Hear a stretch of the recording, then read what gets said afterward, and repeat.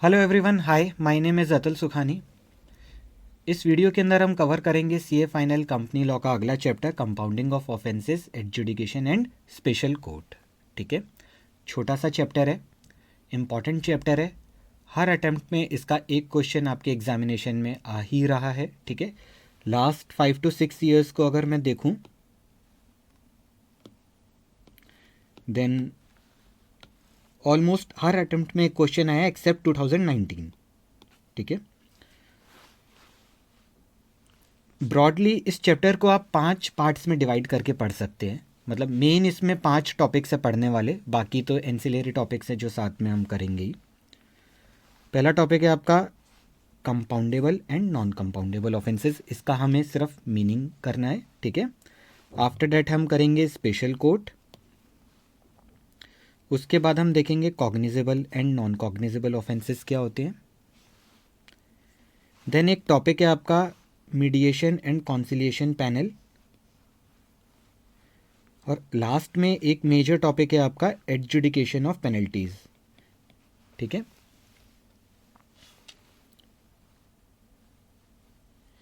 तो जैसे जैसे इसके हम टॉपिक्स करेंगे उससे रिलेटेड जो पास्ट ईयर में आपके क्वेश्चंस आए हुए हैं उसको भी हम साथ में डिस्कस करेंगे। जो भी हमारा सजेस्टेड आंसर आईसीआई ने इशू कर रखा है उसको हम एक बार देखेंगे कि वहाँ क्या लिखा था, हमें कैसे आंसर को अटेम्प्ट करने हैं।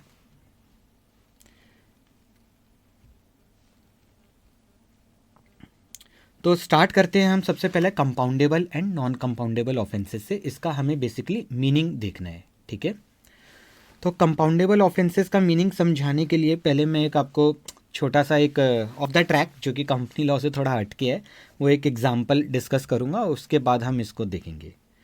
आप एक बार यूट्यूब के ऊपर ना ये सर्च कीजिएगा तारक मेहता हिंदी कंट्रोवर्सी करके। ये क्या था, एक एपिसोड के अंदर जो तारक मेहता में चंपकलाल करके कैरेक्टर है, उन्होंने ये बोल दिया था कि मुंबई की भाषा हिंदी है। सो उससे क्या हुआ, जो वहाँ पे पॉलिटिकल पार्टीज़ है एक एमएनएस करके, दे गॉट ऑफेंडेड। उन्होंने बोला कि भाई महाराष्ट्र की भाषा मराठी है, आपने ऐसा कैसे बोल दिया ऑन ईयर टीवी पे। तो इसके लिए फिर जो ये आर्टिस्ट है इनको माफ़ी मांगनी पड़ी। जब इन्होंने माफ़ी मांगा तो एमएनएस जो पार्टी है उन्होंने माफ़ कर दिया। तो जैसे यहाँ पे आप देखेंगे तारक मेहता का उल्टा चश्मा, हिंदी को मुंबई की आम भाषा बताने पर बवाल, मेकर्स को मांगनी पड़ी माफ़ी। तो this is basically what compounding of offence. ठीक है, कंपाउंडेबल ऑफेंस मतलब जिसको प्रॉब्लम है उसने कॉम्प्रोमाइज़ कर लिया। कब कॉम्प्रोमाइज़ किया, जब वो एक्यूज जिसको बोला गया कि भाई आपने गलत किया, उसने जब माफ़ी मांग ली। ठीक है, तो दोनों पार्टीज़ में समझौता हो गया। मतलब कोई बहुत बड़ा इशू नहीं है। ठीक है, ऐसा इशू नहीं है कि हम किसी को उठा के जेल में डाल दें। हम यहाँ पे ज़्यादा से ज़्यादा किसी को पेनल्टी लगा सकते हैं, पेनल्टी के साथ इम्प्रिजनमेंट का प्रोविज़न है। ठीक है, वो टाइप के ऑफेंसेस, बहुत मतलब ग्रीवियस नेचर के ऑफेंस नहीं है। आई होप ये अब आपको पूरे लाइफ टाइम याद रहेगा कि कंपाउंडेबल ऑफेंस क्या होता है। तो compoundable offence are those offence where complainant, मतलब जिसको प्रॉब्लम है, enters into a compromise, right, and agree to have charges dropped against the accused. जैसा कि इस केस में क्या हो रहा है कि इन्होंने, मतलब समझ गए ना, बार बार रिपीट करने का कोई मतलब नहीं है। एक्यूज ने माफ़ी मांगी और जिसको प्रॉब्लम है उसने माफ़ कर दिया, डेट्स इट। तो कंपनी लॉ के पॉइंट से उस ऑफेंस को हम कंपाउंडेबल ऑफेंस बोलेंगे जहाँ पे ये टाइप की पेनल्टीज दे रखी है उस पर्टिकुलर सेक्शन के वायलेशन पे। फाइन ओनली, इम्प्रिजनमेंट और फाइन, इम्प्रिजनमेंट और फाइन और विद बोथ। ठीक है, अब इसके कॉन्ट्रास्ट में नॉन कंपाउंडेबल ऑफेंस क्या हुआ। अभी हमने पास्ट में पढ़ा था सेक्शन 447 फ्रॉड मिसलिनियस प्रोविज़न में हमने इसके बारे में पढ़ा था। ठीक है, तो इसके अंदर बहुत लंबी 10 ईयर तक की इम्प्रिजनमेंट की सज़ा थी, राइट। तो ये टाइप के जो ऑफेंसेस हैं जहाँ पे सिर्फ फाइन लगाने से काम नहीं चल रहा, जहाँ पे जेल की भी सज़ा है। ठीक है, मतलब जेल तो डालेंगे ही डालेंगे, जेल के साथ फाइन भी लगा सकते हैं। तो non compoundable offences are those which are not compoundable because of grievous nature of offence. ठीक है। तो यहाँ पे कंपाउंडेबल में जो कीवर्ड है आपका वो है कॉम्प्रोमाइज़, इधर कॉम्प्रोमाइज़ हो सकता है, सॉरी,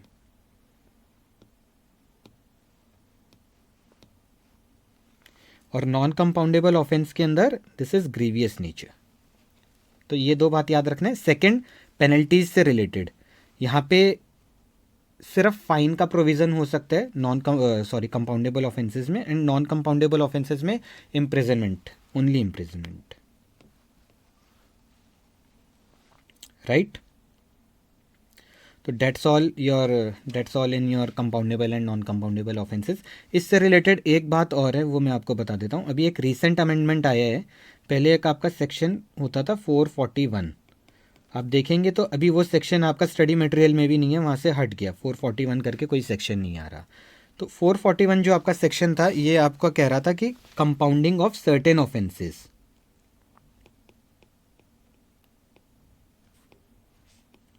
तो इसके अंदर जो अमेंडमेंट आया है ना, वो अमेंडमेंट यह है, पहले था कि जो नॉन कंपाउंडेबल ऑफेंसेस है उसको भी हम कंपाउंडेबल कर सकते थे, एक प्रोविज़न था लॉ में, अब वो चीज़ हटा दी गई है। उन्होंने क्लियरली लिख दिया, दुनिया जहाँ के किसी भी कानून में कहीं भी कोई भी बात लिखी हो, कंपनीज एक्ट के अंदर अगर कोई ऑफेंस नॉन कंपाउंडेबल है तो आप उसको कंपाउंडेबल नहीं कर सकते, ठीक है। ये बात सेक्शन 441 में अमेंड करके लिख दिया गया है। तो डेट्स वाई अब कोई भी कंपनीज एक्ट का नॉन कंपाउंडेबल ऑफेंस कंपाउंडेबल नहीं हो सकता, राइट। तो डेट्स ऑल इन दिस। अब इसके बाद हम डिस्कस करेंगे स्पेशल कोर्ट। स्पेशल कोर्ट क्या होता है, अब उसके बारे में पढ़ते हैं। ऑल राइट, अब हम आगे बढ़ेंगे, हम स्टार्ट करेंगे topic special court. Special court आपका सेक्शन नंबर 435 से लेके 438 तक कवर होता है, ठीक है। तो मैंने इसके कुछ एक पॉइंटर्स बना रखे हैं 9 पॉइंट्स से, अकॉर्डिंगली हम एक एक करके सारे पॉइंट्स को पढ़ते हैं और समझते हैं। सबसे पहले पर्पस, स्पेशल कोर्ट हम क्यों बना रहे हैं। जब हमारे पास ऑलरेडी सुप्रीम कोर्ट है, हाई कोर्ट है, डिस्ट्रिक्ट कोर्ट्स है, सेशन कोर्ट्स हैं, देन एक और ये स्पेशल कोर्ट की क्या ज़रूरत है। ये एक डेडिकेटेड जुडिशरी सिस्टम हमने बनाया है सेंट्रल गवर्नमेंट ने, ताकि जितने भी आपके कंपनीज एक्ट से रिलेटेड केसेस हैं उसको बहुत स्पीडीली ख़त्म किए जा सके, ठीक है। तो सेंट्रल गवर्नमेंट में for the purpose of providing speedy trial of offences punishable under this act except under section 452 establish और designate special court। अभी आपका सेक्शन 452 क्या है, ये आपका wrongfully withholding the property of company,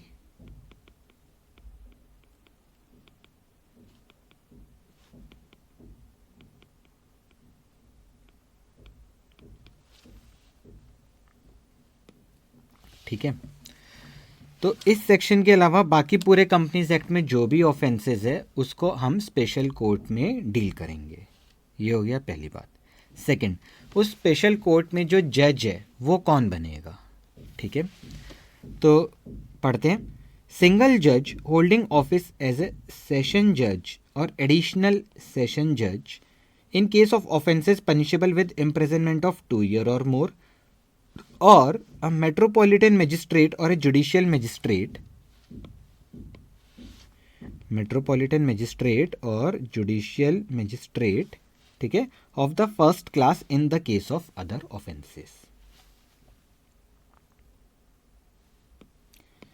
अब मैं थोड़ा सा आपको ये समझा देता हूँ कि पहले सेशन जज कौन होता है, जुडिशियल मजिस्ट्रेट किसे बोलते हैं, मेट्रोपॉलिटन मजिस्ट्रेट किसे कहते हैं, उसके बाद हम आगे बढ़ेंगे और वापस से एक बार ये टर्म्स को समझने के बाद फिर से इस प्रोविज़न को देखते हैं। देखिए, जो मजिस्ट्रेट होता है ना, ये होता है आपका माइनर जुडिशियल ऑफिसर या सिविल ऑफिसर। तो बेसिकली इनका क्या काम होता है, to administer law in town या डिस्ट्रिक्ट, और they may not have law degree, ठीक है। बट जज बनने के लिए आपको लॉ का डिग्री पहले लेना पड़ेगा। जो आपके मजिस्ट्रेट होते हैं, इसमें जो सबसे पूरे डिस्ट्रिक्ट के अंदर जितने भी मजिस्ट्रेट्स हैं उनका जो सबका बॉस हो गया एक तरीके से, वो होता है चीफ जुडिशियल मजिस्ट्रेट, ठीक है। उसके नीचे आता है judicial magistrate for first class, फिर आता है judicial magistrate for second class. जो जुडिशियल मजिस्ट्रेट जो होता है ना, इसकी पावर कम होती है इन कंपैरिजन टू जज, ठीक है। और ये जो मजिस्ट्रेट है ये काम करते हैं अंडर सेशन जज, ठीक है। तो जब इनकी पावर कम है तो जो ये पनिशमेंट देते हैं, सज़ा देते हैं, वो भी कम पर्टिकुलर पीरियड या कम पर्टिकुलर अमाउंट के लिए ये लोग एलिजिबल होते हैं पनिशमेंट देने के लिए। जैसे जुडिशियल मजिस्ट्रेट 3 साल तक का इम्प्रिजनमेंट की सज़ा दे सकते हैं प्लस 5,000 तक का फ़ाइन लगा सकते हैं। इसी तरीके से जुडिशियल मजिस्ट्रेट जो सेकंड क्लास वाला है वो 1 ईयर तक का पनिशमेंट दे सकते हैं, जेल दे सकते हैं और 1,000 तक का फ़ाइन लगा सकते हैं। ऐसे ही फिर एक आता है आपका एग्जीक्यूटिव मजिस्ट्रेट। तो ये इनकी हायरार्की है, सबसे बड़ा चीफ जुडिशियल मजिस्ट्रेट, देन उसके बाद judicial magistrate of first class, then second class वाला, आफ्टर दैट एग्जीक्यूटिव मजिस्ट्रेट। तो दिस वाज ऑल अबाउट आपका मजिस्ट्रेट्स। अब इसके अंदर एक आपने अभी वर्ड हमने पीछे देखा था, मेट्रोपॉलिटन मजिस्ट्रेट। तो मेट्रोपॉलिटन मजिस्ट्रेट कौन होते हैं? बेसिकली ये भी वही जुडिशियल मजिस्ट्रेट ही होते हैं, बस इतना सा फ़र्क होता है कि जो टाउन जिसकी पॉपुलेशन है मोर देन 1 मिलियन, ठीक है, डैट मीन्स आपका रफली 10 लाख, तो 10 लाख के ऊपर की पॉपुलेशन वाले टाउन में जो मजिस्ट्रेट है उसको हम बोलेंगे मेट्रोपॉलिटन मजिस्ट्रेट, और बाकी जितने हो गए जगह वहाँ के मजिस्ट्रेट को हम क्या बोलेंगे? Judicial magistrate. बस इतना ही फ़र्क है, पावर वगैरह सब ऑलमोस्ट सेम है। So in place of judicial magistrate we will call him metropolitan magistrate. तो ये ठीक है। अब हमारे इंडिया में कोर्ट्स की हायरार्की कैसे? सबसे ऊपर आता है supreme court, then high court, उसके नीचे आते हैं आपके डिस्ट्रिक्ट एंड सेशन कोर्ट। तो ये जो डिस्ट्रिक्ट एंड सेशन कोर्ट के जज होते हैं इसको हम बोलते हैं सेशन जज। ये काम करते हैं हाई कोर्ट के अंडर। तो अगर सेशन कोर्ट के अगेंस्ट हमें कोई डिसीजन के अगेंस्ट हमें कोई अपील फाइल करना है तो हम कहाँ जाएंगे? हाई कोर्ट के पास, ठीक है। और ये जो सेशन जज होते हैं ना, ये बड़े सीरियस नेचर के जो ऑफेंस होते हैं उनको डील करते हैं। जो छोटे ऑफेंस होते हैं जिसमें सज़ा कम होती है वो दे देते हैं वो मेट्रोपॉलिटन मजिस्ट्रेट या जुडिशियल मजिस्ट्रेट को। तो ये लोग जो हैं ये काम करते हैं अंडर सेशन जज, और सेशन जज काम करते हैं अंडर हाई कोर्ट, ओके।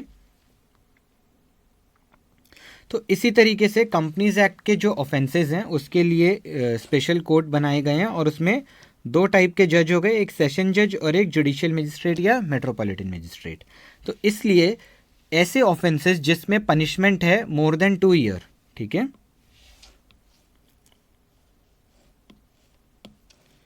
जहाँ पे पनिशमेंट है आपका मोर देन 2 ईयर, तो वहाँ तो डील करेगा सेशन जज, और बाकी जितने अदर ऑफेंसेस है वहाँ पे उसको डील करेगा जुडिशियल मजिस्ट्रेट या मेट्रोपॉलिटन मजिस्ट्रेट।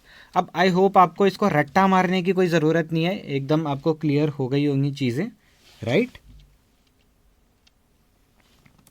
तो ये सेकंड पोर्ट है, जज कौन होगा? अब यू नो वेरी वेल कि एक आपका सेशन जज होता है और एक जुडिशियल मजिस्ट्रेट या मेट्रोपॉलिटन मजिस्ट्रेट होता है। अब दिमाग में इस तरह के सवाल नहीं आएंगे कि ये कौन होता है, ये क्या होता है, कौन किससे बड़ा है, कौन किससे छोटा है, ठीक है।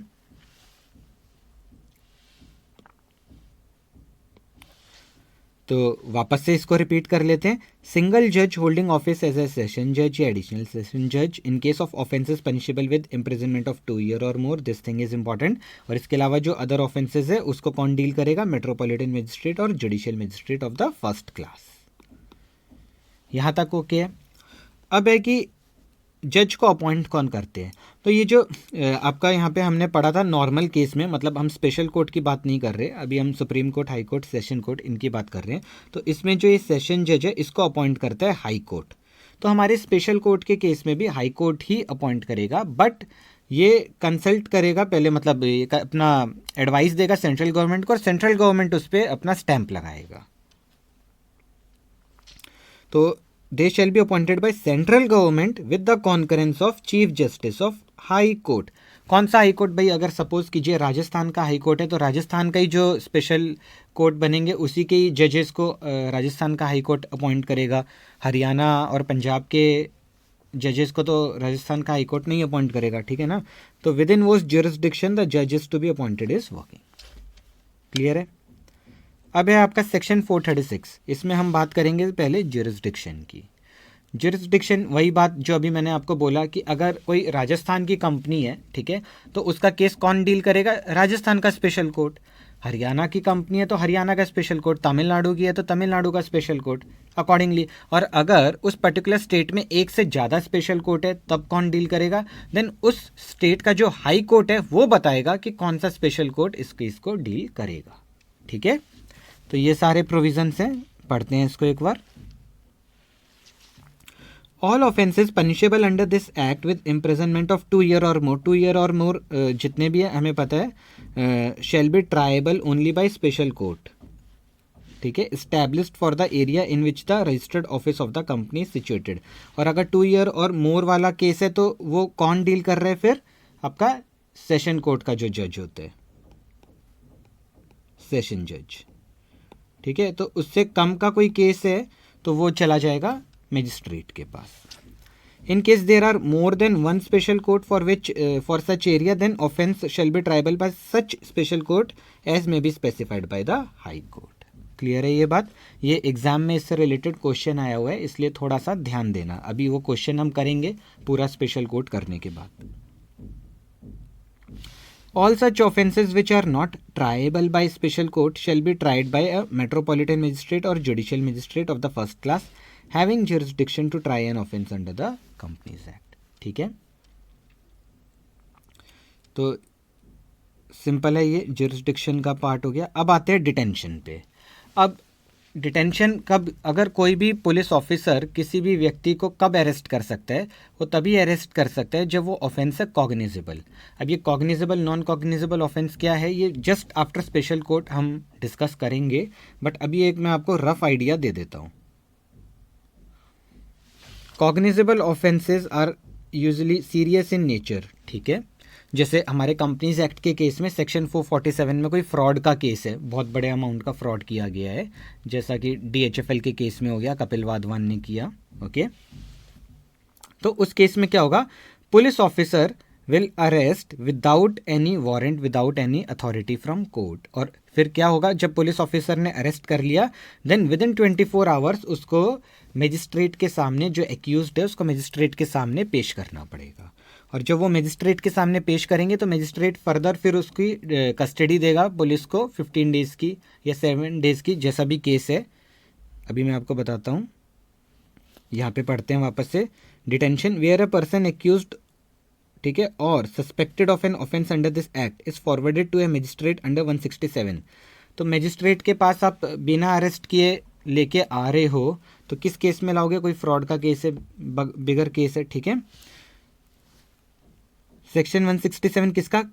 क्रिमिनल प्रोसीजर कोड, CRPC हो गया आपका क्रिमिनल प्रोसीजर कोड।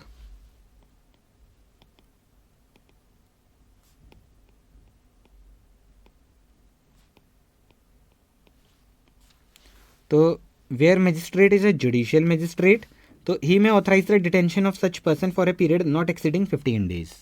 और where the person is executive magistrate तो 7 डेज। अब हमने यहाँ पे देखा था ना हायरार्की मजिस्ट्रेट्स की, ये chief judicial, then judicial for first class, judicial for second class, then था आपका लास्ट में एग्जीक्यूटिव मजिस्ट्रेट।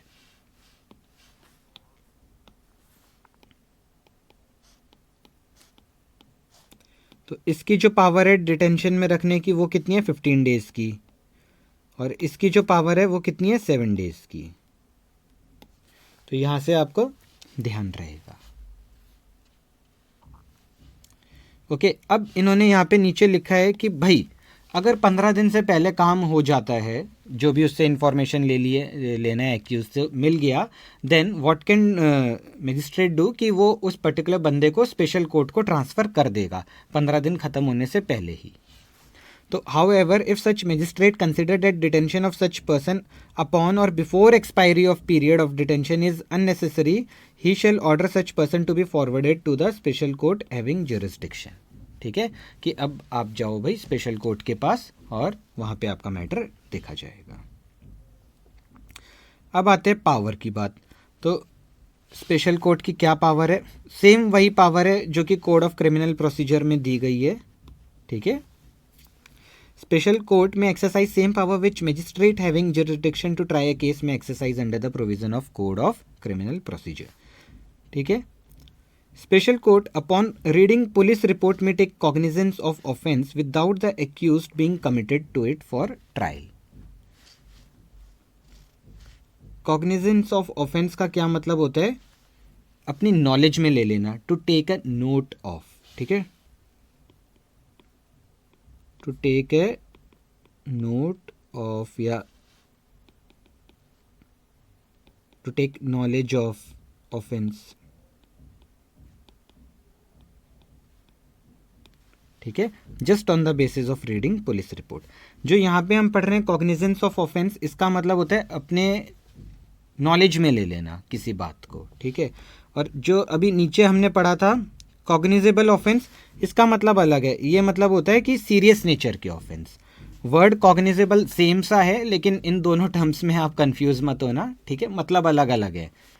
कॉग्निजेबल ऑफेंसेस का मतलब होता है ऑफेंसेस ऑफ सीरियस नेचर, और जो अभी हमने यहाँ पे पढ़ा to take cognizance of offence, इसका मतलब होता है to take a note of offence. Clear है? चलो आगे बढ़ते हैं। स्पेशल कोर्ट में also try an offence other than offence under this act. अब लेट से कि जिस पर्टिकुलर एक्यूज्ड को हम स्पेशल कोर्ट देख रहे हैं कंपनीज एक्ट के ऑफेंस में, उसने कोई जीएसटी के एक्ट में भी ऑफेंस कर रखा है, इनकम टैक्स में भी कर रखा है, फेमा में भी कोई कर रखा है, ठीक है, या कोई आईपीसी इंडियन पिनल कोड के अंदर किसी को मारा है, किडनैप किया है, ऐसा भी कोई ऑफेंस कर रखा है, तो वो सारे ऑफेंसेस स्पेशल कोर्ट अब देख लेगा, ठीक है, एक ही जगह पे। स्पेशल कोर्ट में also try an offence other than an offence under this act with which the accused may be charged at the same trial, ठीक है, under the code of criminal procedure 1973। Powers हो गई। अब है 7th point हमारा summary trial. Summary trial और regular trial, इन दोनों में क्या फ़र्क होता है? समरी ट्रायल तब किया जाता है जब जो पनिशमेंट मिल रही है उस पर्टिकुलर ऑफेंस में थोड़ी कम है। कितनी कम है? मतलब लेस देन 3 ईयर की इम्प्रिजनमेंट है, उस केस में हम समरी ट्रायल कर सकते हैं। समरी ट्रायल करने का ऑब्जेक्टिव ये होता है कि जो अपना प्रोसीडिंग्स है केस की, वो बहुत फास्ट हो जाती है, क्विक प्रोसीडिंग होती है। देखिए, समरी ट्रायल का ऑब्जेक्टिव होता है टू डिलीवर जस्टिस क्विकली, ठीक है। जस्टिस एक ये लीगल मैक्सिम है, जस्टिस डेफर्ड जस्टिस डिनाइड, मतलब आप किसी को जस्टिस बहुत लेट से दे रहे हो तो उसका क्या फ़ायदा, उसके लिए तो वो फिर ना बराबरी हुआ, ठीक है। तो इस चीज़ को ओवरकम करने के लिए, थोड़ा क्विकली काम करने के लिए हम समरी ट्रायल पे जाते हैं। तो समरी ट्रायल में क्या होता है, ये माइनर ऑफेंसेस के लिए है, और एक जो एविडेंस होते हैं उसकी एक ब्रीफ समरी होती है, उसको रिकॉर्ड कर लेते हैं। मतलब उसका एकदम डिटेल्ड एक्सप्लेनेशन, एक एक चीज़ की माइन्यूट डिटेलिंग, ये सब नहीं होता कोर्ट में, ठीक है। और पनिशमेंट भी जो है वो लिमिटेड दी जाती है, बेसिकली पेटी छोटे ऑफेंसेस के लिए है ये।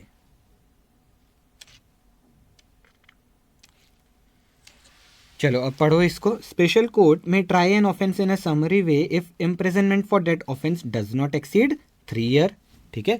एक तो ऐसा ऑफेंस ही हम समरी ट्रायल में ले सकते हैं जिसमें जेल का प्रोविज़न 3 साल से कम तक का है, प्लस जो कन्विक्ट है उसको हम फिर जेल कितने टाइम के लिए डाल सकते हैं? जेल सिर्फ उसको 1 साल तक के लिए डाल सकते हैं। 1 साल से ज़्यादा की अगर हमें जेल की ज़रूरत है तो फिर हम उसको एज ए रेगुलर ट्रायल करेंगे।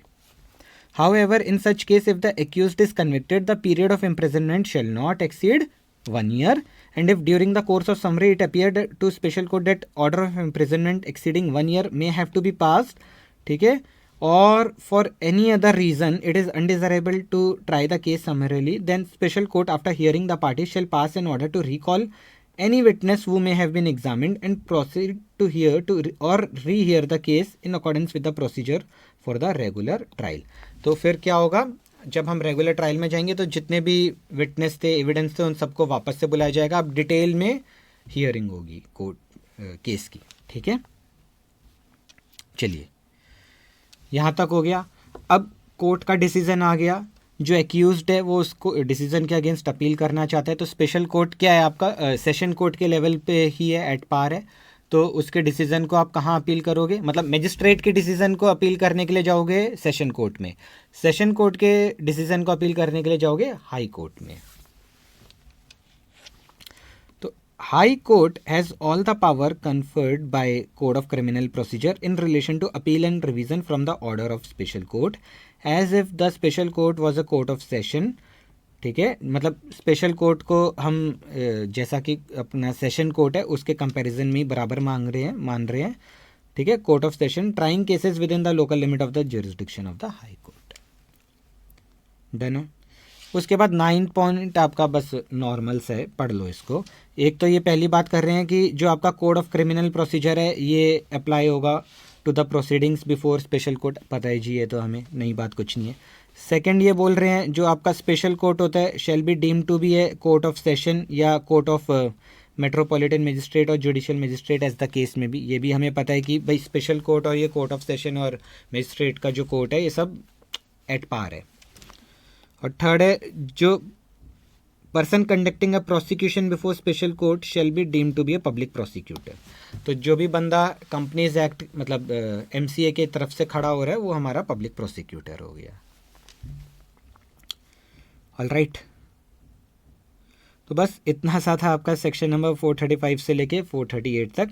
अब एक बार मैं आपको इसके जो मेजर पॉइंट्स हैं जो आपको दिमाग में रखने हैं वो रिवाइज करा देता हूँ, फिर इसका एक क्वेश्चन है वो देखेंगे, ये वाला.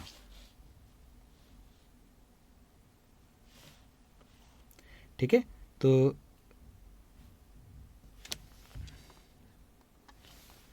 चलो, स्पेशल कोर्ट जब भी एग्ज़ाम में आपके पास क्वेश्चन आएगा तो आपके दिमाग में जो रिकॉल आना चाहिए सबसे पहले आना चाहिए कि इसका पर्पस क्या है.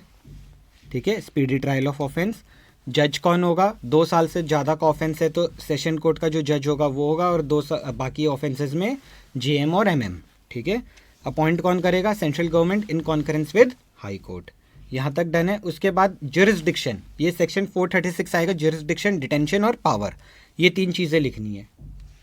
तो ज्यूरिसडिक्शन में आप बताएंगे कि भाई जिस पर्टिकुलर स्टेट में कंपनी रजिस्टर्ड है उस पर्टिकुलर स्टेट का जो स्पेशल कोर्ट है वो डील करेगा. एक से ज़्यादा है तो हाई कोर्ट डिसाइड करेगा.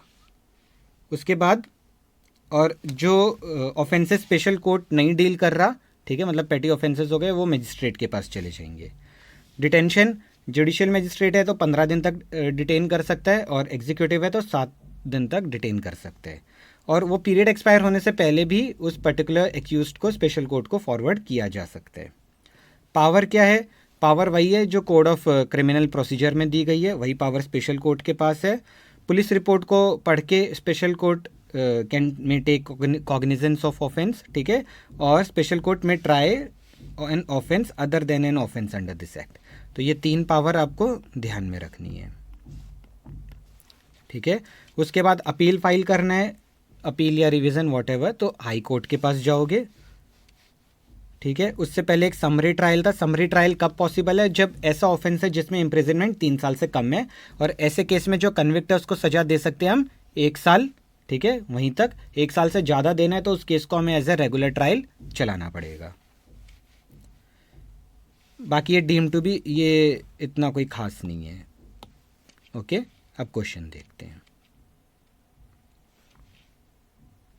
क्वेश्चन है आपका, the central government is contemplating trial of certain offence committed by TT limited under companies act.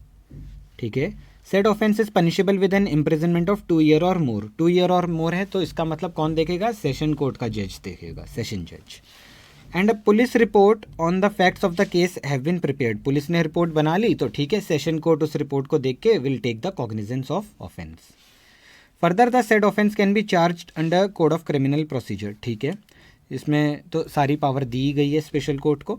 In the given scenario outline a legal note as to how the trial of offences would proceed for prosecution and the court jurisdiction in which trial of offence would take place. तो ये तो हमने section number 436 में पढ़ा ही था. ठीक है, तो अब आपको इसमें बेसिकली पूरा 435 एंड 436 लिख के आना है.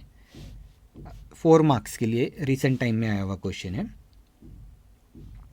अब आप देखिए इसमें कैसे आपको आंसर दे रखा है. Section number 435. ठीक है, सेंट्रल गवर्नमेंट में फॉर पर्पस ऑफ प्रोवाइडिंग, देखिए पर्पस दे दिया. ओके, स्पीडी ट्रायल वगैरह वगैरह.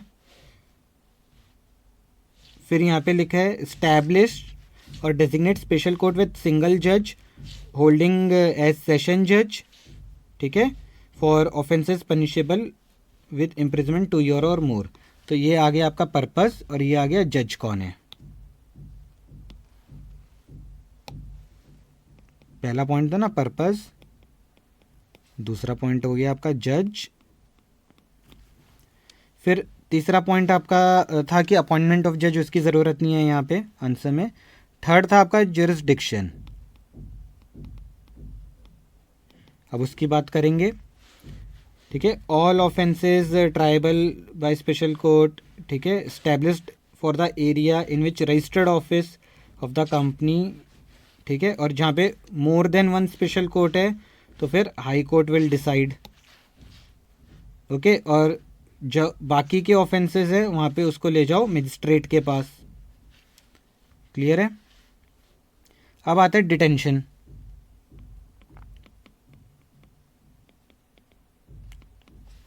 तो जहाँ पे जुडिशियल मजिस्ट्रेट है वहाँ पे 15 डेज और जहाँ पे एग्जीक्यूटिव मजिस्ट्रेट है वहाँ पे 7 डेज।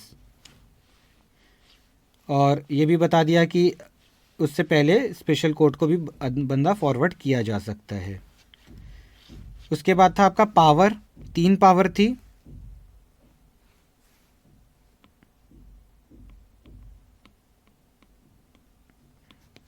पहली पावर क्या थी कि code of criminal procedure apply होगा।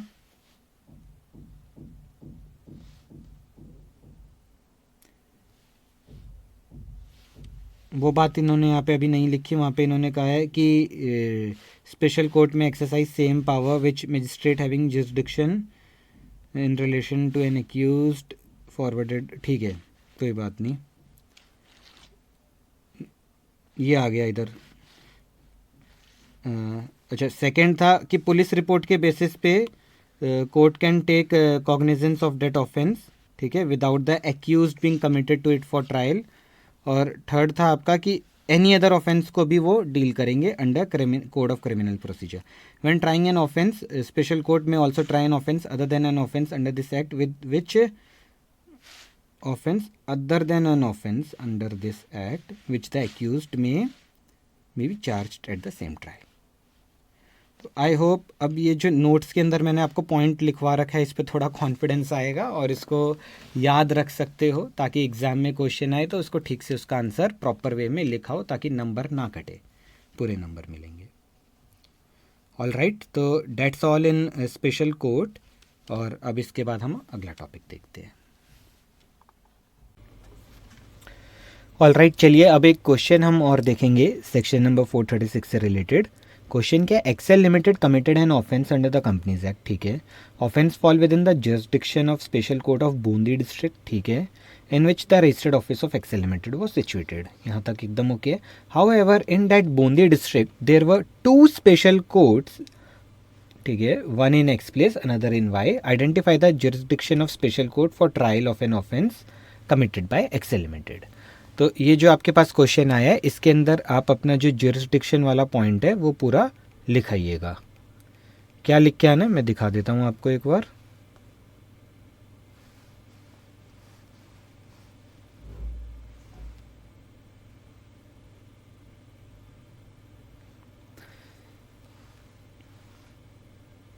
ये 2 पॉइंट लिख के आना है। सबसे पहले लिखिए कि all offences punishable under the act with imprisonment of 2 year और more shall be triable only by special court established for the area in which the registered office of the company situated. और जहाँ पे more than one special court है then such special court will be specified by the high court. बस इतना सा आपको answer लिख के आना है। अगर 4 मार्क का ये क्वेश्चन है तो पूरे 4 आउट ऑफ 4 आपके हैं। तो सजेस्टेड आंसर देखिए उसके अंदर क्या लिखा है। ये आपका सजेस्टेड आंसर है, all offence which are punishable. वही बात लिखी है, 2 साल से ऊपर के इम्प्रिजनमेंट वाले जितने भी ऑफेंस है shall be triable only by the special court, ठीक है। और फिर यहाँ पे लिखा है where there are more special court more than one, ठीक है, तो high court will specify accordingly. इस केस में jurisdiction for trial in special court will be specified by the high court of the state. That's it. All right.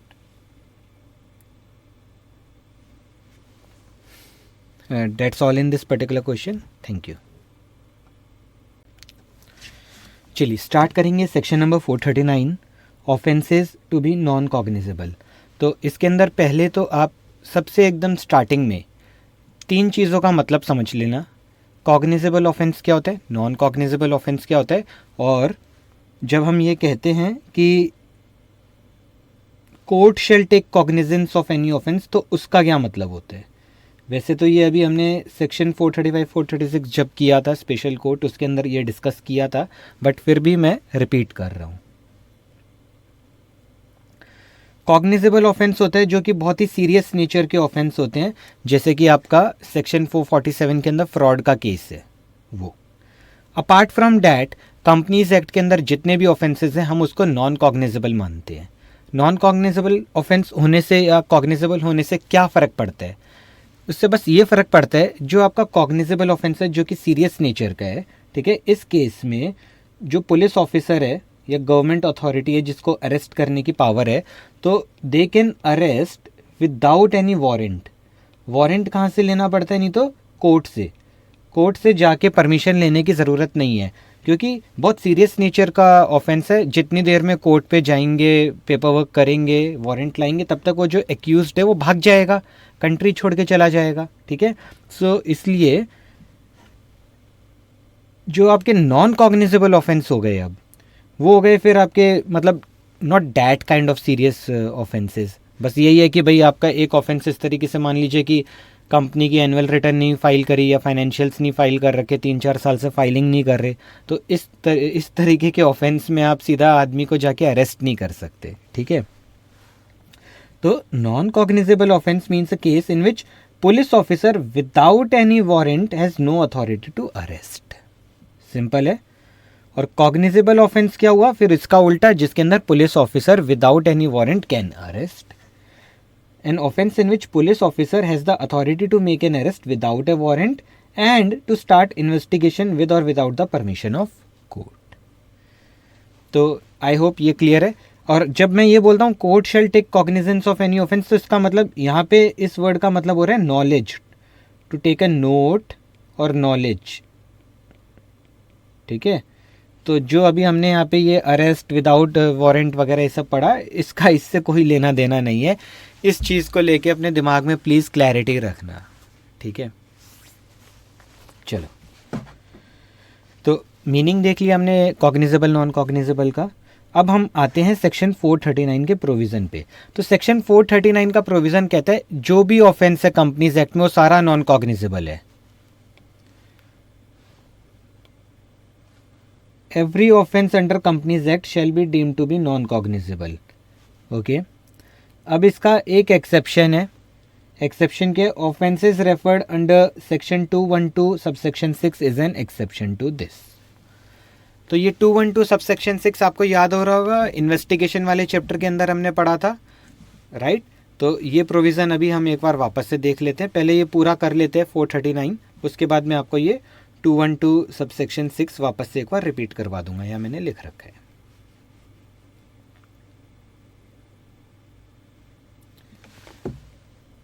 ठीक है। तो 439 क्या कहता है, कंपनीज एक्ट का हर एक ऑफेंस नॉन कॉग्निजेबल है। डैट मीन्स कि कोई भी आदमी मतलब कोई भी पुलिस ऑफिसर जाके किसी को भी ऐसे ही अरेस्ट नहीं कर सकता, उसको कोर्ट से वारंट लेके आना पड़ेगा।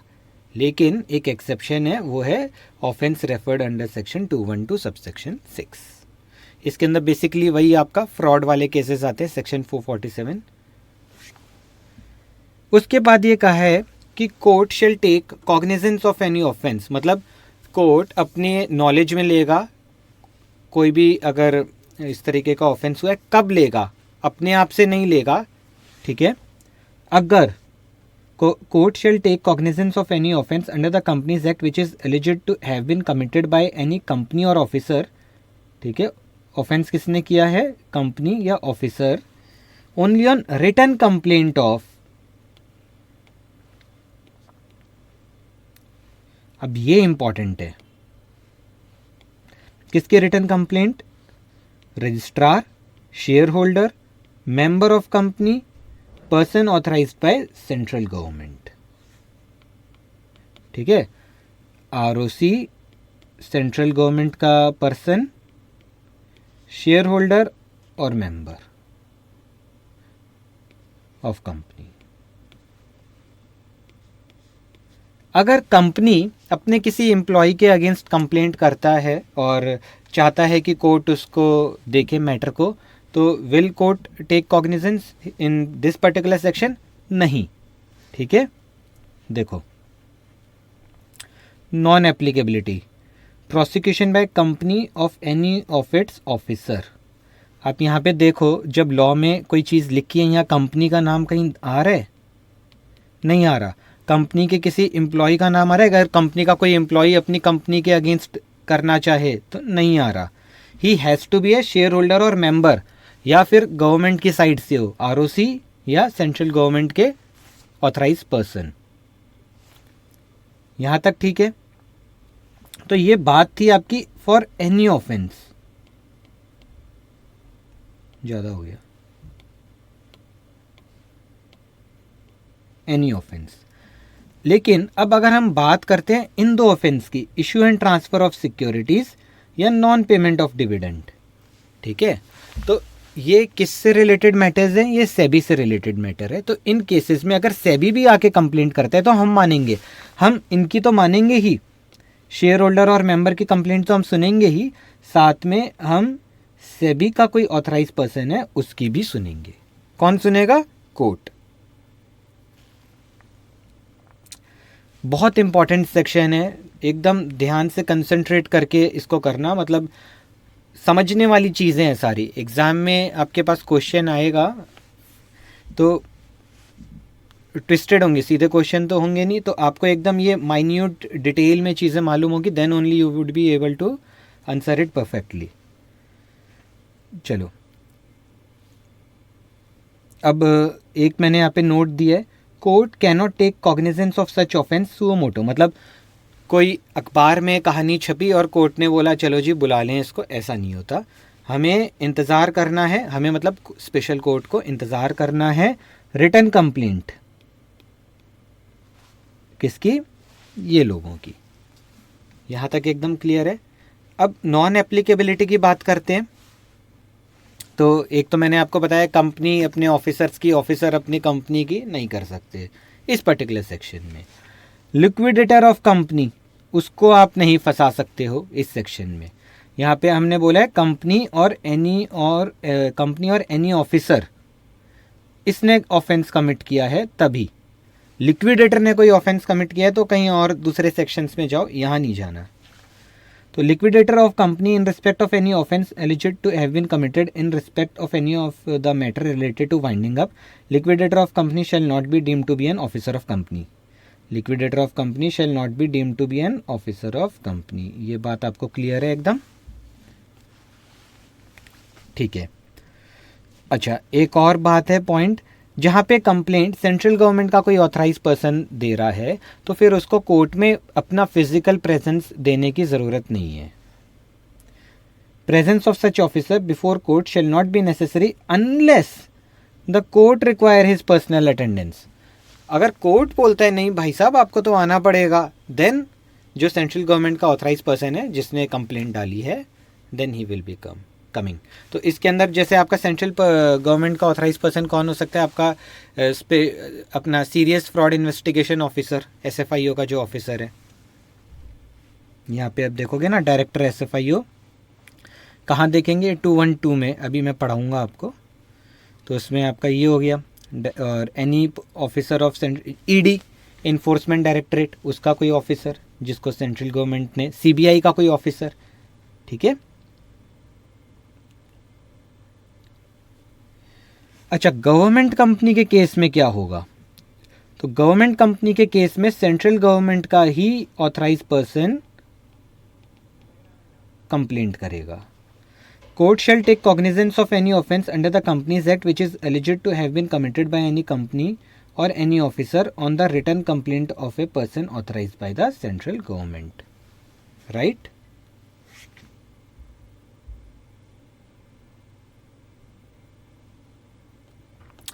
तो ये था आपका पूरा सेक्शन नंबर 439। अब एक बार हम फटाफट ये 212 भी रीड कर लेते हैं क्या है, ओके, ताकि आप इसको कनेक्ट कर सको। 212 सबसेक्शन 6 बोलता था offence covered under 447 shall be cognizable and person accused shall not be released on bail, मतलब बेल नहीं मिलेगी, ठीक है, अनलेस, जब तक पब्लिक प्रोसिक्यूटर को मौका नहीं दिया जाता उस बेल को अपोज करने का, unless public prosecutor has been given an opportunity to oppose the application of such release, and जहाँ पे public prosecutor opposes the application and court is satisfied that there are reasonable ground for believing that he is not guilty and he is not likely to commit any offence while on bail. तो अगर public prosecutor oppose करता है फिर भी court satisfied है कि भाई ये आदमी शरीफ है, ही इज नॉट गिल्टी, ठीक है, सॉरी,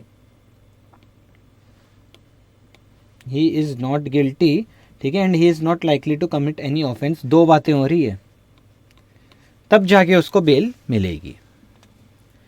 इसके अलावा however where a person who is under the age of 16 year, is a women, is sick और इन्फर्म, तो इनको भी बेल पे रिलीज किया जा सकता है if special court so direct, मतलब इट्स नॉट नेसेसरी, बट अगर मे स्पेशल कोर्ट को लगता है then special court can consider. और क्या लिखा है, special court shall not take cognizance of any offence referred above except upon a complaint in writing made by director SFIO या officer of central government authorise by general or special order in writing. तो इसका मतलब ये जो हम बात कर रहे हैं ना, ये आपके नॉन कॉग्निजेबल ऑफेंसेस की बात कर रहे हैं। क्या लिखा है यहाँ पे, every offence shall be deemed to be non cognizable. तो इसका मतलब जो आपका कॉग्निजेबल ऑफेंस है उसके केस में स्पेशल कोर्ट कब अपने नॉलेज में लेगा बात को, जब डायरेक्टर एसएफआईओ या सेंट्रल गवर्नमेंट का ऑथराइज पर्सन जाके एक रिटर्न कंप्लेंट देता है कोर्ट में, देन ओनली, ठीक है। तो इसका मतलब रजिस्ट्रार, शेयर होल्डर, मेंबर, इन तीन लोगों की, मतलब शेयर होल्डर और मेंबर की बात हम नहीं सुनने वाले इन case of cognizable offence. Clear है? चलिए अब इसके हम क्वेश्चन देखते हैं फटाफट। तो एग्जाम में जब आपके पास क्वेश्चन आएगा ना, तो इसमें दो चीज़ें, एक तो कॉग्निजेबल ऑफेंस क्या होता है, नॉन कॉग्निजेबल क्या होता है, वो पुलिस ऑफिसर के विदाउट वारंट अरेस्ट और इंस्पेक्शन से रिलेटेड चीज़ें वहाँ पे आप समझाओगे। इसके अलावा आप बताओगे सेक्शन 439 कहता है कि सारे ऑफेंस नॉन कॉग्निजेबल हैं within the meaning of code of criminal procedure. इसकी एक्सेप्शन है सेक्शन 212 सबसेक्शन 6। और फिर आप 439(2) में बोलोगे कि court shall take cognizance of any offence on written complaint of 4 लोगों की, ROC, share holder, member, person authorise by central government. और अगर बात है issue and transfer of security या payment, non payment of dividend की, देन सेबी की return complaint को भी हम सुन लेंगे, कंसिडर कर लेंगे। अब क्वेश्चन देखते हैं, क्वेश्चन जब हम करेंगे तो ये चीज़ें हमारी और अच्छे से कवर हो जाएगी।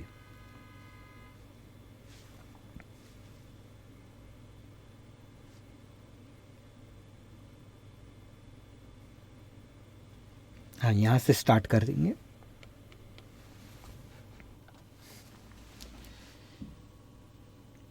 ठीक है, पढ़ते हैं।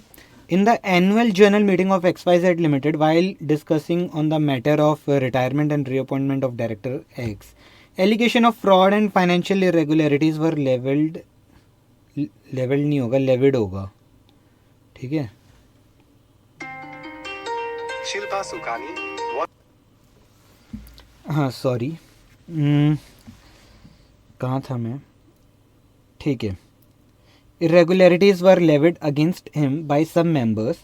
This resulted into chaos in meeting. The situation was normal only after chairman declared about initiating an inquiry against the director. Mr. X, however, could not be reappointed in the meeting. The matter was published in the newspaper next day. On the basis of such news, whether the court can take cognizance of the matter and take action against the director on its own. तो ये question है आपका सारा cognizance से related.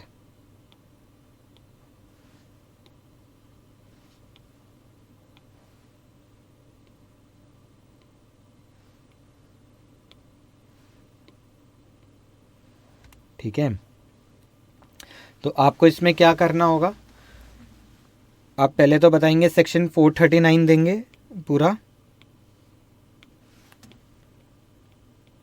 Section 439 के अंदर आप बताएंगे कि कंपनीज एक्ट के जितने भी ऑफेंस हैं उसको हम नॉन कॉग्निजेबल मानते हैं, एक्सेप्शन देंगे। और फिर आप लिखेंगे 439(2) के अंदर further court will take cognizance of offence only on written complaint made by registrar, person approved by central government, shareholder, member of company। ठीक है।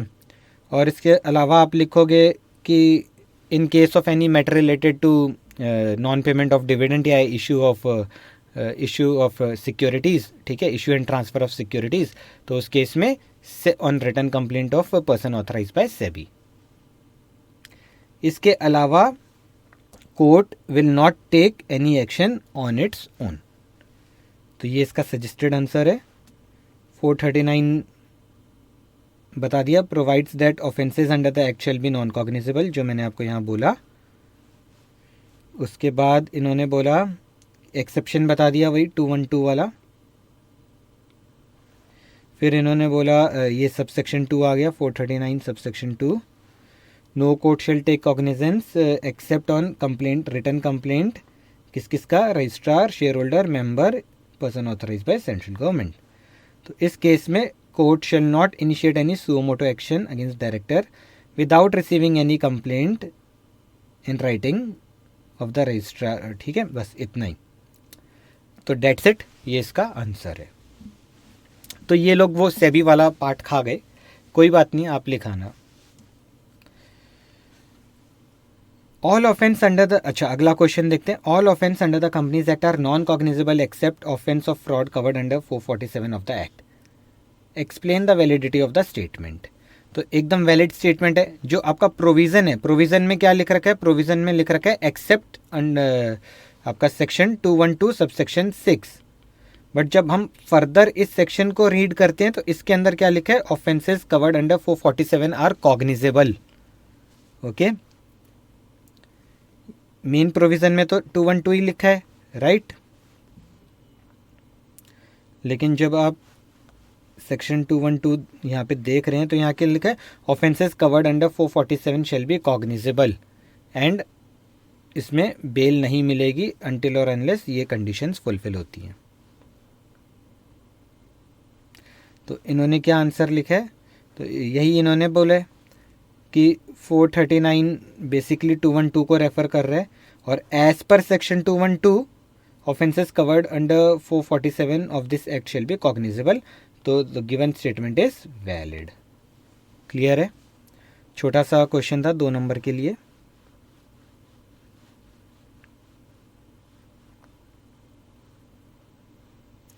ठीक है, अगला क्वेश्चन फटाफट देखते हैं।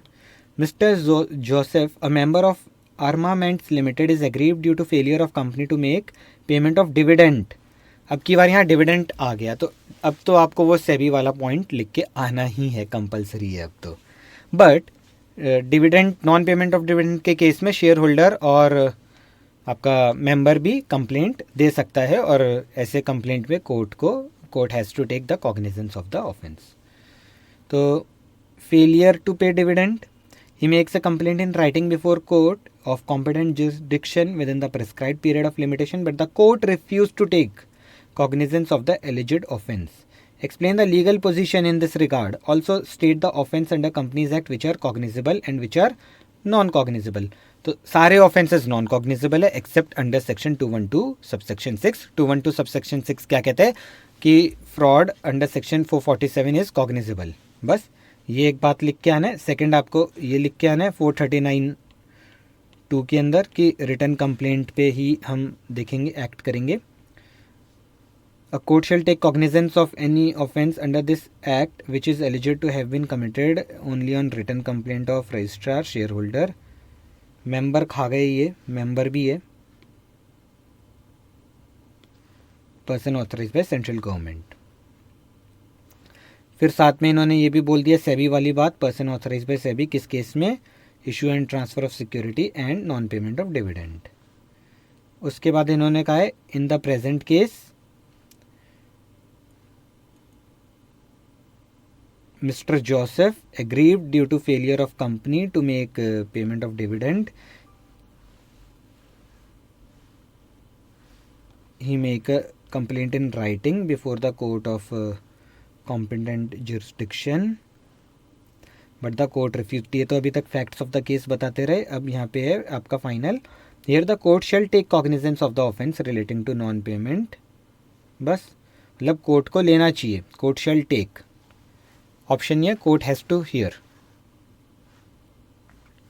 अब कॉग्निजेबल नॉन कॉग्निजेबल क्या होता है ये अभी हमने डिस्कस कर ही लिया था.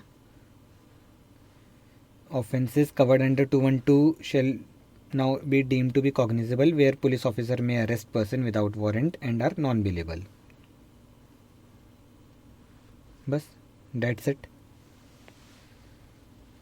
आगे जब कभी और क्वेश्चंस आएंगे तो वो हम डिस्कस कर लेंगे.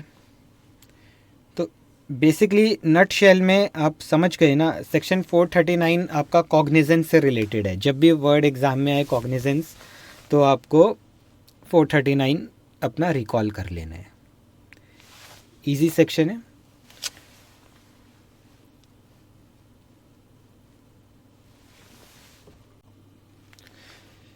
ऑल राइट, चलिए स्टार्ट करेंगे. अब हम section number 442 mediation and conciliation panel. सबसे पहले हम देखते हैं इसका मीनिंग क्या है और फिर इसके अंदर हमें प्रोविज़न क्या दे रखे हैं और उसको हमें याद रखना है. एग्ज़ाम में इसके क्वेश्चन आते हैं. 3-4 क्वेश्चन हैं जो अभी हम डिस्कस भी करेंगे. छोटा सा टॉपिक है, इजी टॉपिक है, बस सारी बात इसको दिमाग में बिठाने की है. तो लेट्स सी. देखिए मीडिएशन का क्या मतलब होता है. Mediation means intervention of some third party in a dispute with the intention to resolve the dispute. ठीक है. और कॉन्सिलेशन का मतलब होता है power of settling dispute in a friendly manner through extra judicial means. Right. और हमें इन दोनों वर्ड्स को कंबाइन करके देखना है. तो that means mediation and conciliation panel में एक थर्ड पार्टी इन्वॉल्व होगी जिसको हम यहाँ पे एक्सपर्ट्स बोलेंगे. ठीक है.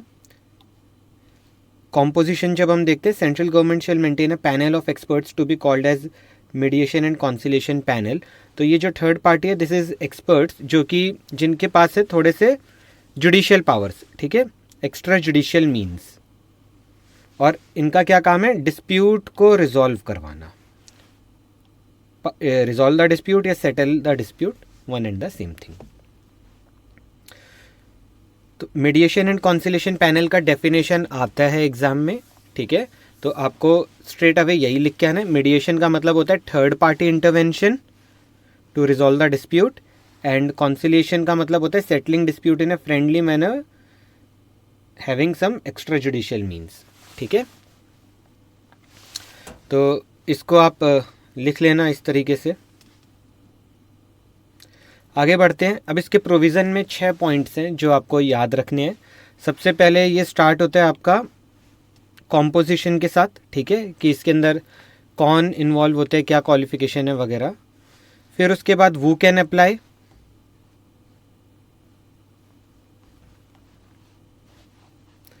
Meaning, panel member, who may apply, fee, procedure and time limit.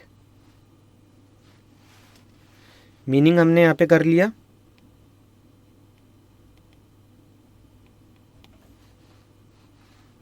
अब पैनल मेंबर्स,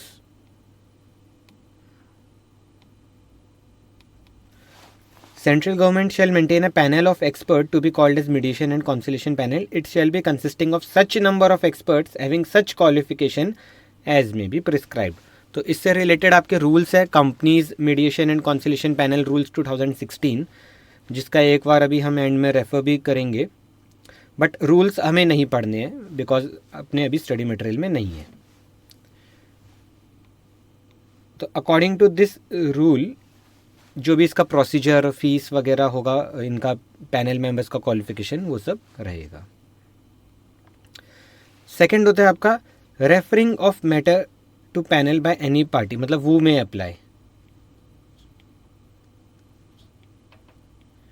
ये इंपॉर्टेंट पॉइंट है. ये एग्जाम में सिर्फ इस पॉइंट पे भी क्वेश्चन बन के आता है.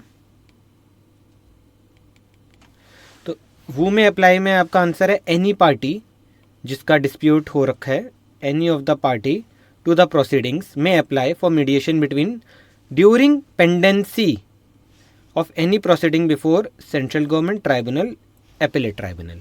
तो ये तीन आपको याद रखने हैं, central government tribunal and appellate tribunal. तो वो may apply any party, any party may apply जिसका dispute is pending before central government tribunal or appellate tribunal. तो जब हम अप्लाई करेंगे तो लेट्स से कि ट्राइब्यूनल के पास हमारा डिस्प्यूट पेंडिंग है, then what will happen, tribunal is going to appoint one expert out of this panel for mediation and conciliation purpose. Next point क्या लिखना है, application for mediation and conciliation can be made by any party before which proceeding is going and same authority. ठीक है, central government के पास case pending है तो central government will appoint, appellate tribunal के पास केस पेंडिंग है then AT will appoint. तो same authority shall appoint one or more experts from the panel mentioned above. ठीक है, application shall be accompanied by such fees and in such form as may be prescribed. तो ये जो application होगा that would be along with fees and in the prescribed form.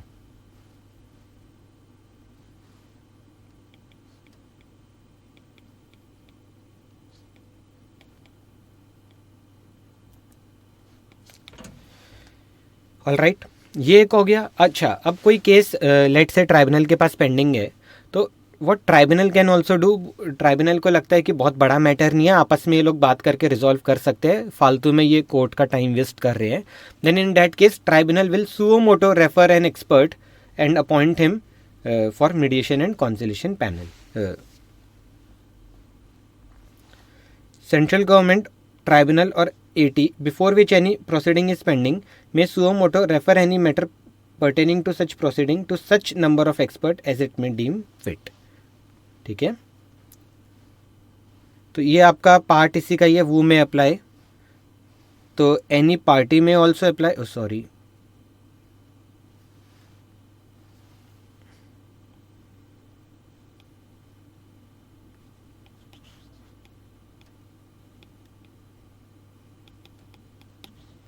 ठीक है, तो any party may apply और central government appellate tribunal ये सब सुओ मोटो में अप्लाई।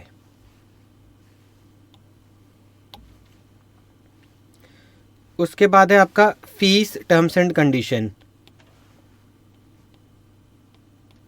तो ये होगा आपका एज मे बी प्रिस्क्राइब्ड। उसके बाद है आपका प्रोसीजर, जो इनको प्रोसीजर फॉलो करना है that has been given in the rule 11 and 19 of companies mediation and conciliation rules 2016। ये आपको इतना याद रखना है, ये प्रोसीजर एग्जैक्टली याद नहीं रखना, लेकिन प्रोसीजर कौन से रूल में दे रखा है वो याद रखना है कि ये रूल 11 और 19 कंपनीज मीडिएशन कॉन्सिलेशन रूल्स 2016 में दे रखा है। उसके बाद है टाइम लिमिट, ये इंपॉर्टेंट है, तभी इसको मैंने बोल्ड करके अंडरलाइन भी कर रखा है कि जो भी matter mediation and conciliation panel के पास जाएगा और जिस दिन भी एक्सपर्ट को अपॉइंट किया जाएगा उस डेट से, कौन सी डेट से, जिस दिन एक्सपर्ट को अपॉइंट किया जाएगा उस डेट से 3 महीने के अंदर वो मैटर सॉल्व करके देना है। Dispose of the matter within a period of 3 months from the date of appointment of expert. May be कभी आपको MCQ में आ जाए 3 महीने कहाँ से, फ्रॉम विच डेट, तो डेट टाइम मतलब डेट जब इन्होंने अप्लाई किया था या डेट जिस दिन एक्सपर्ट को अपॉइंट किया गया था। ठीक है, तो कुछ भी आपको 3-4 ऑप्शन दे सकते हैं, एक करेक्ट ऑप्शन भी होगा, बाकी 3 ऐसे कंफ्यूज करने वाले ऑप्शंस, तो MCQ में ध्यान रखना इस बात का। Dispose of the matter within a period of 3 month from the date of appointment of expert from the panel and forward its recommendation to central government tribunal or appellate tribunal as the case में be, जिसने भी appoint किया हो expert को। ठीक है, अब जो भी इनकी रिकमेंडेशन है, अगर उसके अगेंस्ट किसी पार्टी को ऑब्जेक्शन है कि नहीं ये तो बड़ा अनफेयर तरीके से डिस्प्यूट रिजॉल्व किया गया है, हम तो इससे सहमत नहीं है, देन इन दैट केस वो ऑब्जेक्शन अपना उस पर्टिकुलर अथॉरिटी को बता दे, सेंट्रल गवर्नमेंट ट्राइब्यूनल या AT जिसने भी उसको अपॉइंट किया है। ऑब्जेक्शन,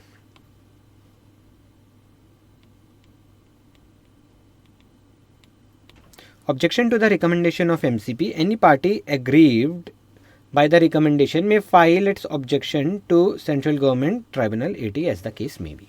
ओके, तो अब इस पूरे प्रोविज़न को एक बार हम सम अप करते हैं, क्योंकि एग्ज़ाम में एक क्वेश्चन ऐसा आया हुआ था जिसमें आपको ये पूरा लिख के आना था। पहले वो क्वेश्चन दिखा देता हूँ, देन उसको हम सम अप करेंगे।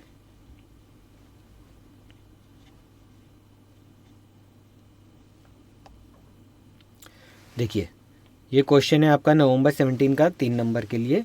What do you understand by the term mediation and conciliation? तो आपको पहले मीडिएशन और कॉन्सिलेशन का मीनिंग बताना है। Then mention the provisions regarding mediation and conciliation panel.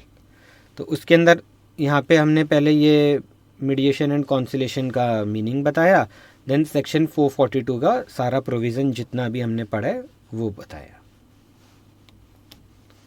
ठीक है, तो इसको एक बार सम अप करवा देता हूँ।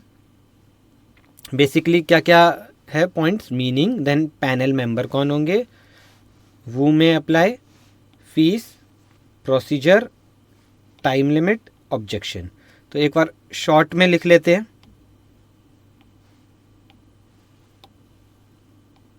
मीनिंग आपको पता ही है, यहाँ पे अभी हमने देखा ऊपर। मीडिएशन में क्या लिखना है, third party intervention to resolve dispute.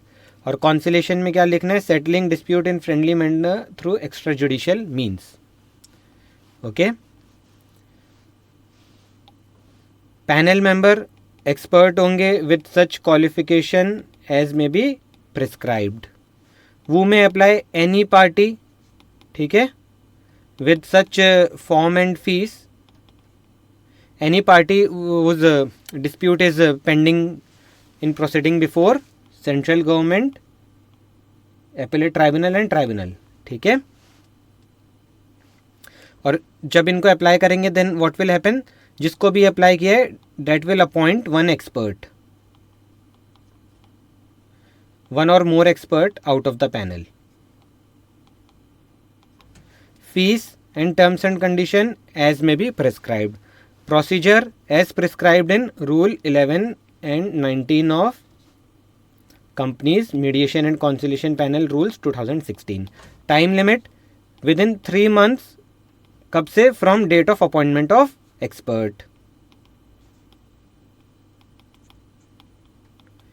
Objection, अगर किसी भी पार्टी को ऑब्जेक्शन है, any party aggrieved with the recommendation may file its objection to central government tribunal, appellate tribunal as the case may be।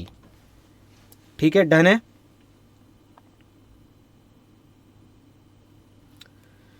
तो ये मीनिंग लिखना है। अब लास्ट टाइम मैं बता रहा हूँ, ठीक है। Central government maintain this panel, panel member are expert and have qualification as prescribed, who can apply any party during pendency of proceeding before Central Government Tribunal 80, then Central Government Tribunal 80 shall appoint one or more expert from the panel. They may suo motu refer the matter to expert. Fees as may be prescribed. Procedure Rule 1119 of Companies Rule ये वाला। Time, matter to be disposed within 3 months from the date of appointment of expert। ठीक है, objection है तो any party aggrieved can file objection. तो अब आपने देखा, एकदम आपको सिंपल सा लग रहा होगा, कुछ भी नहीं है, बहुत इजी है। बट थिंग इज़ डैट आप अगर रिवाइज नहीं करोगे ये सब चीज़ें तो आपको फिर से इतना टाइम लगाना पड़ेगा। जैसे अभी हार्डली 12 मिनट्स हो गए इसको समझाते हुए, 12 मिनट में आए गेस। अब आप अपने आप एक बार आँख बंद करके वीडियो पॉज करके रिकॉल करोगे, हो जाएगा। तो ये आपका आंसर था इसमें। तो यही सब आपका यहाँ बताया। 442 पहले सेंट्रल गवर्नमेंट पैनल मेंटेन करेगा, उसके बाद panel will consist of expert having such qualification, filing of application any party जिसकी proceeding is pending, ठीक है। उसके बाद appointment of expert from panel, fees, procedure, period, ये रहा 3 month from date of appointment, date of such reference, filing of objection, ठीक है। सारे वही पॉइंट्स हैं, मैंने आपको इसको थोड़ा इजी वे में करवा दिया। चलो अगला देखते हैं। What is the object of constituting panel for mediation and conciliation under companies act. तो ऑब्जेक्ट है resolution of the dispute in a timely manner, The object behind the panel is to dispose the matter pending before government tribunal as mentioned above. Who can file application? Who can file application में any party या government tribunal AT suo moto may also refer an expert. ठीक है, suo moto any party to the proceedings.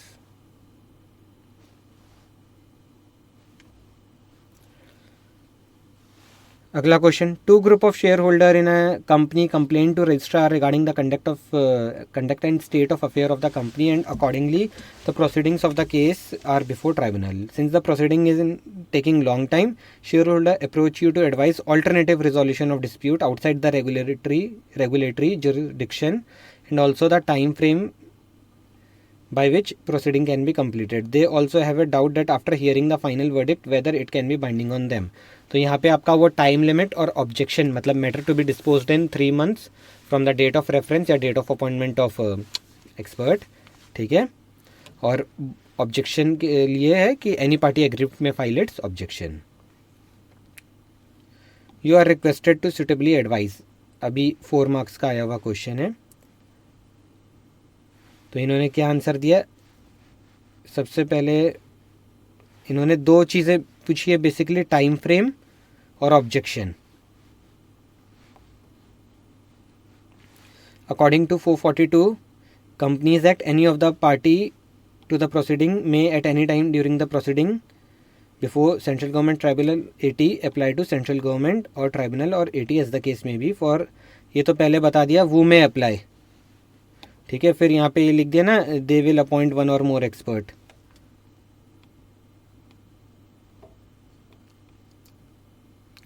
उसके बाद timing की बारी थी. इन्होंने बोला अब प्रोसीजर कौन सा फॉलो करना है, प्रोसीजर बता दिया.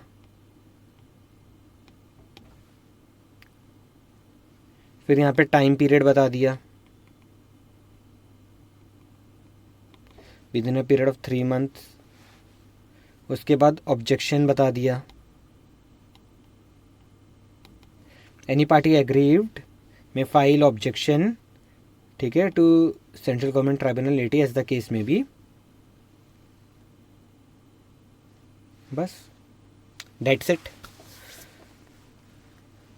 सो that's all in this section number 442. I hope आपको याद हो गया होगा और एग्ज़ाम में इससे रिलेटेड क्वेश्चन आएंगे तो आप इसको अच्छे से करेंगे.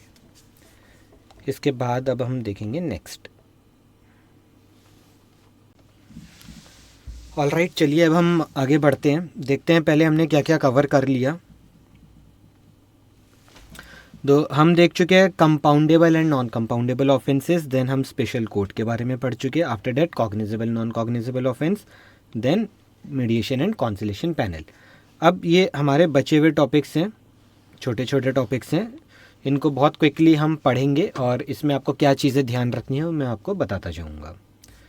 प्लस देखा जाए तो एग्ज़ाम में जो आपके पास क्वेश्चंस आते थे मेजरली वो टॉपिक्स हमारे कवर हो चुके हैं. अब जो टॉपिक्स बचे हैं उनसे कोई खास क्वेश्चंस आए हुए भी नहीं है एग्ज़ाम में, बट आ जाए तो ऑब्वियसली आपको आंसर आना चाहिए. सो फॉर डैट पर्पज़ हमें पढ़ना है.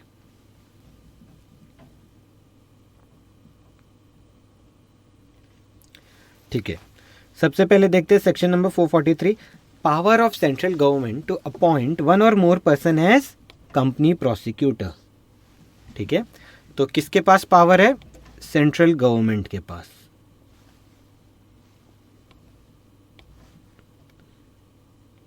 सेंट्रल गवर्नमेंट के पास पावर है टू अपॉइंट कंपनी प्रोसिक्यूटर.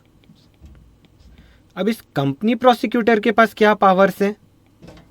अब हम इसके पावर्स की बात करेंगे. Person appointed shall have all the powers and privileges conferred by the Code of Criminal Procedure. अच्छा, Code of Public Prosecutor नहीं, Code of Criminal Procedure. ये स्किप हो गया, मैं नोट्स में एडिट कर दूंगा. Conferred by the Code of Criminal Procedure for Public Prosecutors appointed under Section 24 of the Code. तो एग्ज़ाम में आपके पास एक क्वेश्चन आया हुआ है सिर्फ, जिसके अंदर आपको ये बात लिख के आनी थी, ये सेक्शन कोट करना था किसका, कोड ऑफ क्रिमिनल प्रोसीजर का। एक बार वो क्वेश्चन देख लेते हैं। सेक्शन 443 पे क्वेश्चन है, the central government want to appoint mister Honest as company prosecutor, can it do so? Yes, central government के पास पावर है to appoint company prosecutor. Mention the provision regarding the power of central government to appoint company prosecutor along with their power and privileges under the companies act. ठीक है, तो जो company prosecutor को power and privileges मिलेगी, that will be all the power and privileges which are mention in the code of criminal procedure for company prosecutors appointed under section 24 of the code। ठीक है, देखते हैं। Power of the central government to appoint ये हो गया। 443 इन्होंने यहाँ पे सेक्शन कोट कर दिया। Central government may appoint generally for any case as company prosecutor for the conduct of prosecution arising out of the act. ठीक है, ये मेन लाइन है आपका। The person so appointed as company prosecutor shall have all the power and privileges conferred by the Code of Criminal Procedure on public prosecutors appointed under Section 24 of the Code। ठीक है,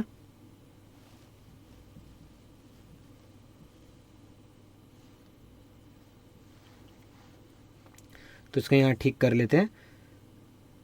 Person appointed shall have all the power and privileges conferred by Code of Criminal Procedure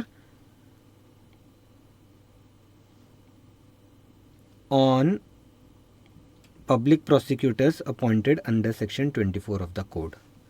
ठीक है, तो मेरे यहाँ पे ये इतने वर्ड गलत टाइप हो गए थे, तब I will make the correction.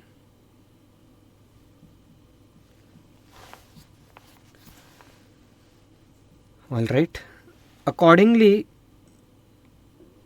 the central government may appoint Mr. Honest as company prosecutor for conducting any prosecution, appeal or other proceeding on behalf of central government in the tribunal or court। ठीक है जी, चलो अगला section देखते हैं। Appeal against acquittal. Acquittal क्या होता है? वो बंदा जिसको कोर्ट ने छोड़ दिया, कोर्ट ने जाने दिया, जिसको हम गवर्नमेंट बोली थी कि भाई इसने गलत काम किया, लेकिन कोर्ट ने बोला आपके पास कोई एविडेंस ही नहीं है कि इसने गलत काम किया, और उसको छोड़ दिया गया। तो अपील कौन से कोर्ट के डिसीजन के अगेंस्ट फाइल कर सकते हैं, वो सबसे मेन बात है। सुप्रीम कोर्ट है, हाई कोर्ट है, देन आपका district courts and session court है, और इस केस में हम क्या पढ़ रहे हैं, स्पेशल कोर्ट, जो कि एट पार है इनके। फिर स्पेशल कोर्ट में भी दो टाइप के जजेस होते हैं, एक आपका सेशन जज और एक मेट्रोपॉलिटन मजिस्ट्रेट या जुडिशियल मजिस्ट्रेट। अगर इसका कोई ऑर्डर है तो इसके अगेंस्ट अपील कहाँ फाइल करेंगे, सेशन कोर्ट। सेशन कोर्ट का कोई ऑर्डर है तो अपील कहाँ फाइल करेंगे, हाई कोर्ट। और अगर हाई कोर्ट का कोई ऑर्डर है तो अपील फाइल करेंगे सुप्रीम कोर्ट में। बट यहाँ पे ही पॉइंट है, इन्होंने कहा है अगर कोई ऑर्डर हाई कोर्ट ने दिया है तो आप अपील नहीं फाइल करोगे।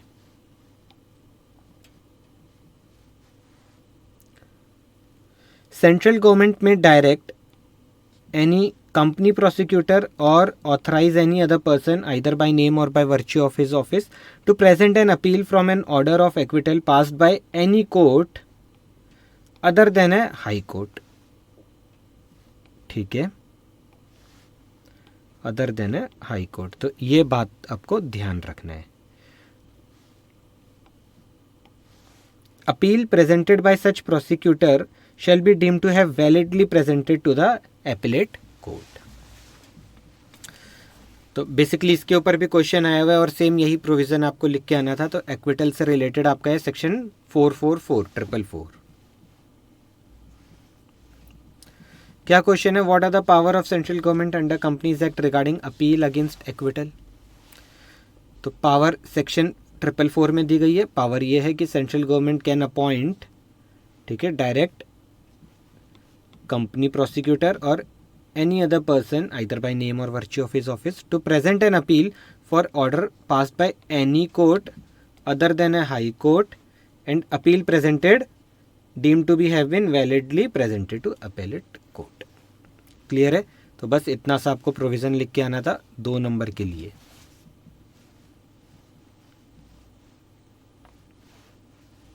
ठीक है, अब अगला है आपका सेक्शन नंबर 445। 445 क्या कहता है? Compensation for accusation without reasonable cause.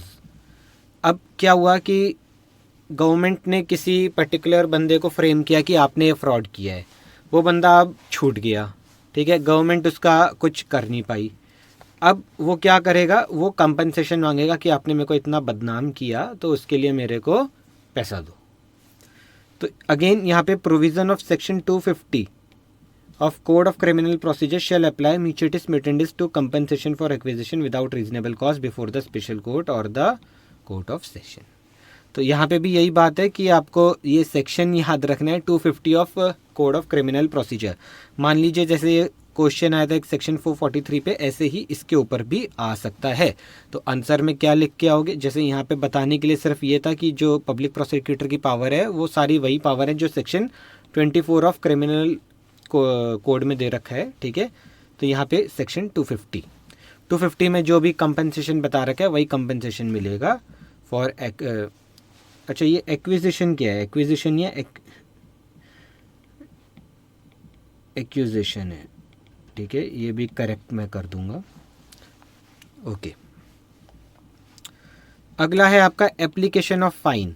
तो कोर्ट जो भी फाइन कलेक्ट करेगा उसका क्या करेगा? गवर्नमेंट के खजाने में भर देगा या किसी को देगा?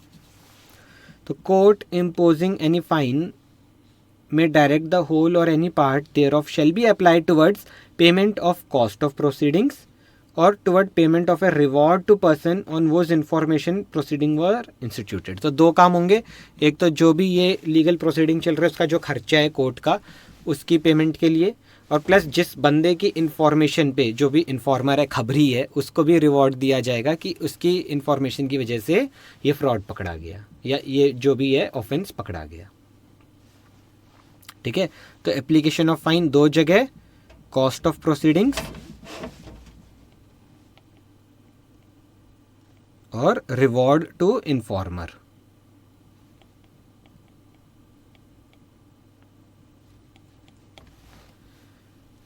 अब आपका section number 446A factor for determining level of punishment. अब देखिए जैसे आपका सेक्शन है 447, उसके अंदर फ्रॉड के लिए पनिशमेंट कहाँ तक दे रखी है? Up to 10 years of imprisonment. तो अब जो भी बंदा जिसने फ्रॉड किया उसको 1 साल, 2 साल, 5 साल, 7 साल, 10 साल, कितने साल के लिए जेल में डालना है या उस पर कितना फ़ाइन लगाना है, वो जज कैसे डिसाइड कर रहे हैं? तो that is being decided based upon these factors. जैसे कि आप एग्जांपल ले लो DHFL। तो DHFL ने क्या किया? पैसे खा गया लोगों के, ओके। तो हम देखेंगे साइज़ ऑफ द कंपनी बहुत बड़ी कंपनी थी, ठीक है। आई थिंक उसकी बैलेंस शीट 1 लाख करोड़ की थी, तो बहुत ही बड़ा मैग्नीट्यूड का फ्रॉड हुआ है। Nature of business finance sector के अंदर था वो, तो उससे क्या हुआ? अब जितने भी और प्रोस्पेक्टिव इन्वेस्टर्स है सबका जो बिलीफ है डैट हैज़ नाउ शेकन, क्योंकि अब हमें भी नुकसान हुआ है। अब हम आगे से कोई भी ऐसी कंपनी होगी तो उसमें पैसा लगाने से पहले 10 बार सोचेंगे, right. Injury to public interest ये तो बहुत भयंकर हुई है क्योंकि नुकसान तो मेजरली जो छोटे इन्वेस्टर्स हैं उन्हीं को हुआ है। नेचर ऑफ डिफ़ॉल्ट ये भी फ्रॉड का केस था, ठीक है। तो कोई अनइंटेंशनल डिफ़ॉल्ट नहीं था, जानबूझ के सोची समझी साजिश थी। रिपीटेशन ऑफ द डिफ़ॉल्ट, जो कारनामा इन्होंने किया है वो एक नहीं और भी कंपनीज बना रखी थी, शेल कंपनीज बना रखी थी, तो मतलब रिपीट डिफ़ॉल्टर थे एक तरीके से। तो अकॉर्डिंगली कोर्ट को उन्हें सज़ा देनी चाहिए कम से कम 10 साल तक की जेल की, ठीक है। चलो अगला है 446B। ये क्या कहते हैं? थोड़ी कम पेनल्टी दो जो अभी नए नए बच्चे हैं, जिनकी 1% कंपनी है, स्मॉल कंपनी है, स्टार्टअप कंपनी है, प्रोड्यूसर कंपनी है, ठीक है। तो इन कंपनीज़ को और इनके ऑफिसर को, क्योंकि अभी नए नए आए हैं मार्केट में, इनको ज़्यादा नॉलेज नहीं थी, हो गई इनसे गलती, कोई बात नहीं, इनको क्षमा करो, माफ़ करो, तो इनकी पेनल्टीज़ कम कर दो, ठीक है। तो क्या कह रहे हैं, कितनी कम कर दो? इन सच केस कंपनी और इट्स ऑफिसर, ठीक है, दोनों की बात कर रहे हैं, कंपनी और उसके ऑफिसर इन डिफ़ॉल्ट की shall be liable to a penalty which shall not be more than half of the penalty specified. तो जो भी पेनल्टी आपको कंपनीज एक्ट में दे रखी है उसकी आधी कर दो, और आधी करने के बाद भी जो मैक्सिमम पेनल्टी आप लगाओगे कंपनी को 2 लाख रुपए की और ऑफिसर इन डिफ़ॉल्ट को 1 लाख रुपए की। ऐसा प्रोविज़न दिया गया है ताकि जो स्टार्टअप कंपनी है वो थोड़ा बेखौफ होके काम कर सके। हाँ, जहाँ पे फ्रॉड का मैटर आ जाएगा वहाँ पे आई डोंट थिंक ये सब चलेगा, क्योंकि वहाँ तो सीधा इम्प्रिजनमेंट की बात हो रही है। तो ये सब तो उधर की बात है जहाँ पे पेनल्टीज से ही सिर्फ काम हो रहा है, फाइन लग रहा है जहाँ पे, ठीक है। जहाँ पे ऑफेंस बहुत ही ग्रीवियस नेचर का है, जहाँ पे बहुत बड़ा फ्रॉड हो रहा है, ठीक है, वहाँ पे आई डोंट थिंक इस सेक्शन की एप्लीकेबिलिटी होगी। फिर फर्दर यहाँ का है startup company means a private company incorporated under this act and recognised as startup in accordance with the notification issued by central government in the department for promotion of industry and internal trade, DPIIT। तो startup company हमने पहले भी किसी chapter में पढ़ा था I guess, ठीक है। तो यहाँ तक हमारा कवर हो गया टॉपिक 443, 444, 445, 446, 446A, B। तो ये सारे छोटे छोटे टॉपिक्स अभी हमारे फिनिश होते हैं। अब इसके बाद हम करेंगे एक सबसे बड़ा टॉपिक, वो है एडजुडिकेशन ऑफ पेनल्टीज। चलिए अब हम करेंगे लास्ट टॉपिक इस चैप्टर का, जो है आपका section number 454, adjudication of penalties. तो कंपनीज एक्ट के अंदर जो आपके पेनल्टीज़ वगैरह लगती है, ऑब्वियस सी बात है, हमें पता है कि ROC है जो रजिस्ट्रार है वही लगाता है, ठीक है। बट उसके पीछे का जो प्रोसेस है, प्रोसीजर है, उसे अपॉइंट करता कौन है, ठीक है, वो सारी चीज़ें हम पढ़ेंगे अब इसके अंदर। एडजुडिकेशन ऑफ पेनल्टी, पहली चीज़ है वो appoints adjudicating officer for judging the penalty amount, ठीक है। तो वो है central government. Central government appoint करता है, प्लस सेंट्रल गवर्नमेंट ये बताता है कि भाई आप जो ऑफिसर हो आपका ये जुरिस्डिक्शन है, और जो ऑफिसर सेंट्रल गवर्नमेंट अपॉइंट करता है that is not below the rank of registrar, ठीक है। Central government may by an order published in the official gazette may appoint any of its officer not below the rank of the registrar as adjudicating officer for judging the penalty under the provision of the Companies Act in the manner as provided in Rule 3 of Companies Adjudication of Penalties Rules 2014। तो ये जो procedure है जो आपको ये particular rule 3 में दे रखा है, इसको अभी हम यहाँ पे डिटेल में स्टडी करेंगे, ठीक है। ये सब पढ़ेंगे अभी हम। इसके अलावा central government shall while appointing adjudicating officer specify their jurisdiction in the order under section 454 subsection 1, ठीक है। तो एडजुडिकेटिंग ऑफिसर को कौन अपॉइंट कर रहा है, सेंट्रल गवर्नमेंट अपॉइंट कर रहा है, ऑफिशियल गैजेट में नोटिफाई करके, और जो जुरिस्डिक्शन है वो भी स्पेसिफाई कर रहे हैं, और जो इनका प्रोसीजर है that has been provided in the rule 3। तो इतनी चीज़ें डन है। अब सेकंड हम देखेंगे, एडजुडिकेटिंग ऑफिसर हमारा डिसाइड हो चुका है, अब वो क्या काम करेगा आगे। वो देखेगा कि ये पर्टिकुलर आदमी ने ये ऑफेंस कर रखा है तो इसके ऊपर ये पेनल्टी लगनी चाहिए, तो वो पेनल्टी लगाने के लिए नोटिस भेजेगा, ठीक है, कि आप पे हम ये पेनल्टी लगाना चाहते हैं। तो उस नोटिस का क्या कंटेंट होगा और वो पेनल्टी कब किस केस में माफ़ भी हो जाती है, वो सारी चीज़ें अब हम देखेंगे। Adjudicating officer may by an order impose a penalty on the company, ठीक है। किस पे पेनल्टी लगेगी, कंपनी या officer who is in default.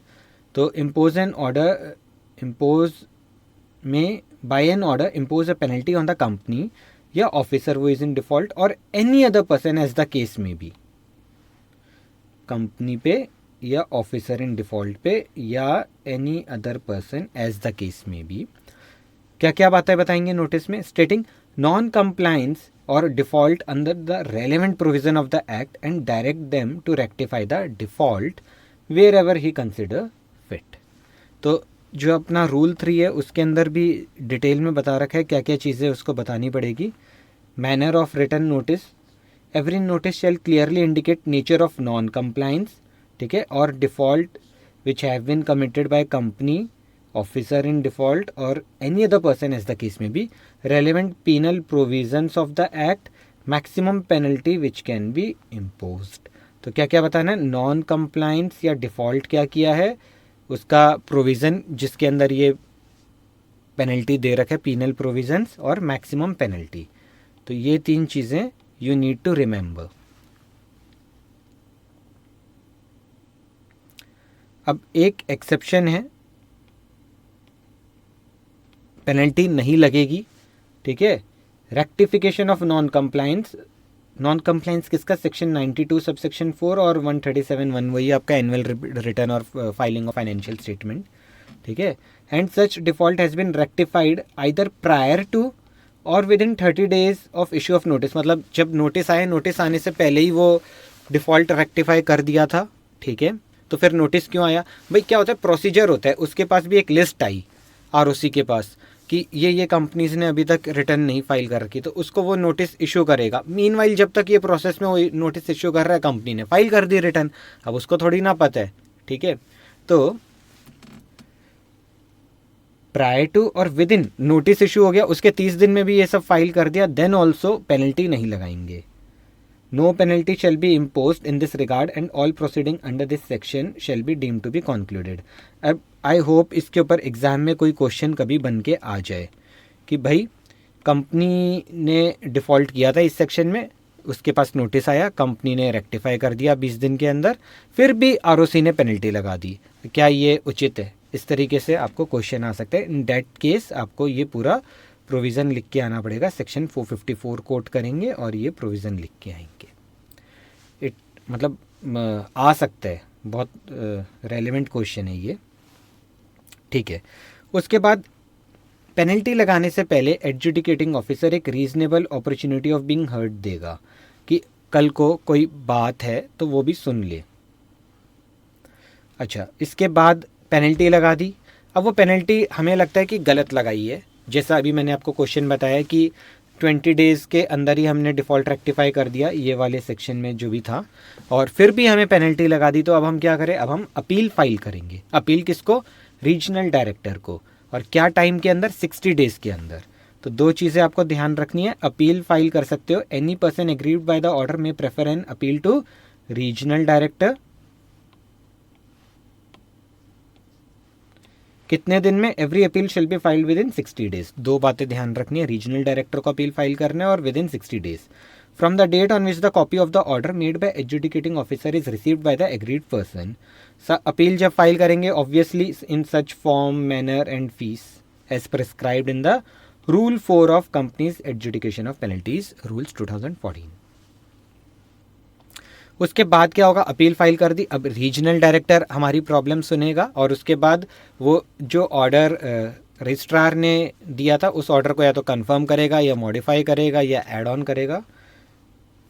Regional director after giving the parties an appeal parties to the appeal an opportunity of being heard pass such order as he may think fit confirming, modifying और setting aside, मतलब उस order को जो ROC ने order pass किया था उस order को कैंसिल कर देगा, ठीक है।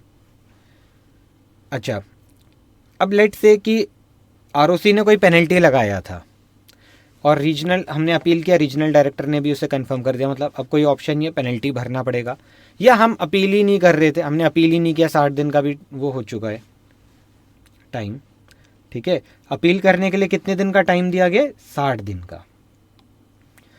तो पेनल्टी लगाई, 60 दिन का टाइम ओवर हो गया, उसके बाद 30 दिन और पकड़ लो, टोटल 90 डेज हो गए, अभी तक आपने वो पेनल्टी पे नहीं करी, देन अब हम आप पे और फर्दर पेनल्टी लगाएंगे।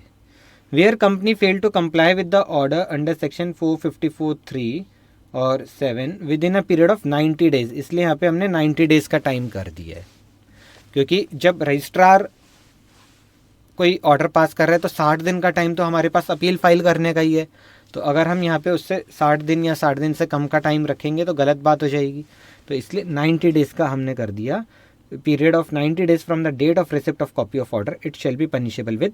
अब कंपनी और ऑफिसर दोनों के लिए पनिशमेंट है। कंपनी के लिए है 25,000 से 5 लाख रुपए तक का फाइन, और ऑफिसर को 6 महीने के लिए जेल में डाल सकते हैं और 25,000 से 1 लाख तक का फाइन लगा सकते हैं, और बोथ, ठीक है। चलो, तो यही बातें यहाँ पे लिखिए 1 और 2 में। तो बस ये था अपना सेक्शन नंबर 454। अब इसके रूल्स बचे, रूल्स हम पढ़ेंगे। तो बेसिकली 4 बातों का ध्यान रखना है। एडजुडिकेटिंग ऑफिसर कौन होता है, person not below the rank of registrar. कौन अपॉइंट करता है, सेंट्रल गवर्नमेंट। उसका ज्यूरिसडिक्शन कौन डिसाइड करता है, सेंट्रल गवर्नमेंट। कैसे बताते हैं, ऑफिशियल गैजेट में नोटिफाई करके। हो गया। सेकंड, पेनल्टी इम्पोज करने के लिए एक रिटर्न नोटिस दिया जाता है जिसके अंदर क्या क्या बताया जाता है, nature of non compliance, penal provision, maximum penalty, ठीक है, नॉन कंप्लायंस, और डायरेक्ट किया जाता है to rectify the default wherever जो अपना रजिस्ट्रार है ही कंसिडर इट फिट। उसके बाद अगर कोई डिफ़ॉल्ट है non compliance of section 92 sub section 4 और सेक्शन 137 और उसको रेक्टिफाई कर देते हैं विद इन 30 डेज या prior to receiving the notice, then in that case कोई पेनल्टी नहीं लगेगी। दिस इज़ इंपॉर्टेंट, इस पर क्वेश्चन आ सकता था। फिर अपील फाइल करना है। अपील किसको फाइल करेंगे? रीजनल डायरेक्टर को अपील फाइल करेंगे। कितने दिन में? With in 60 days of getting the penalty order, ठीक है।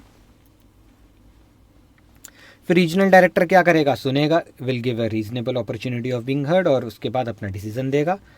और उसके बाद फाइनल पेनल्टी, अगर जो रीजनल डायरेक्टर ने ऑर्डर दिया या आरओसी ने दिया 90 डेज तक हम उस ऑर्डर के अकॉर्डिंगली पेनल्टी नहीं पे करते, देन कंपनी को 25,000 से 5 लाख तक का फाइन है, और ऑफिसर इन डिफॉल्ट को 6 महीने की जेल है, 25,000 से 1 लाख तक का फाइन, या बोथ। तो आई होप ये अब आपको याद रहेगा। बस रिवाइज करने वाली बात है, रिवाइज करते रहिए। अब इसके बाद हम देखेंगे रूल 3, जिसके अंदर ये पूरा प्रोसीजर दे रखा है पेनल्टी लगाने का, ठीक है। अब हम पढ़ेंगे रूल्स।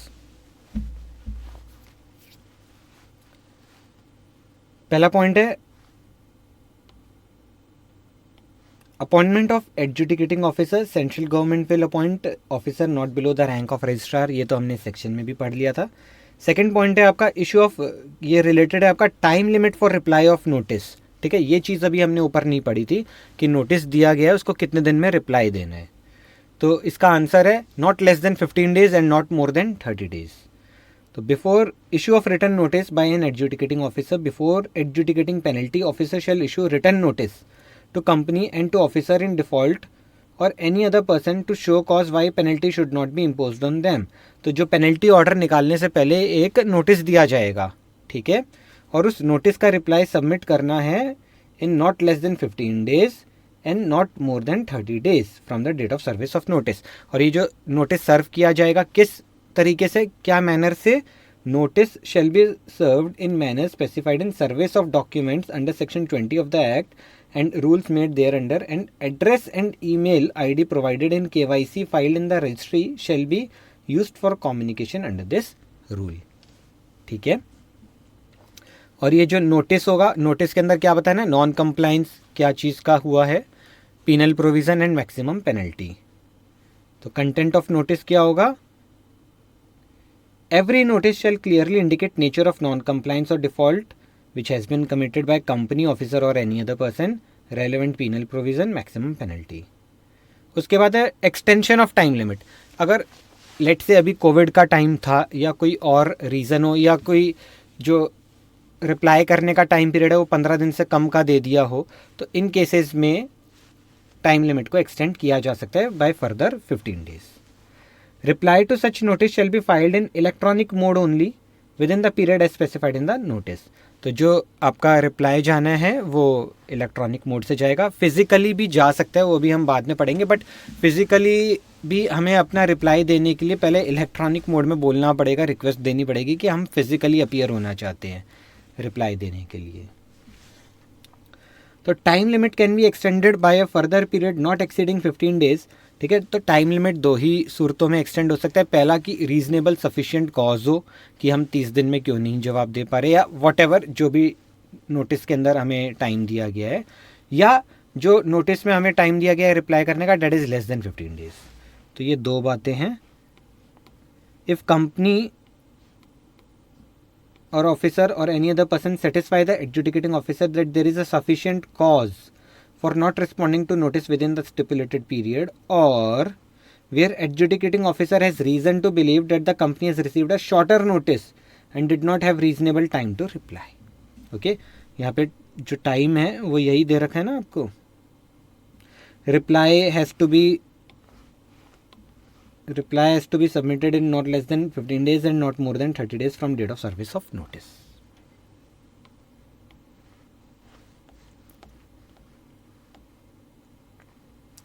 तो एक्सटेंशन हो गया। अब आते हैं हम बात करते हैं फिजिकल प्रेजेंस की।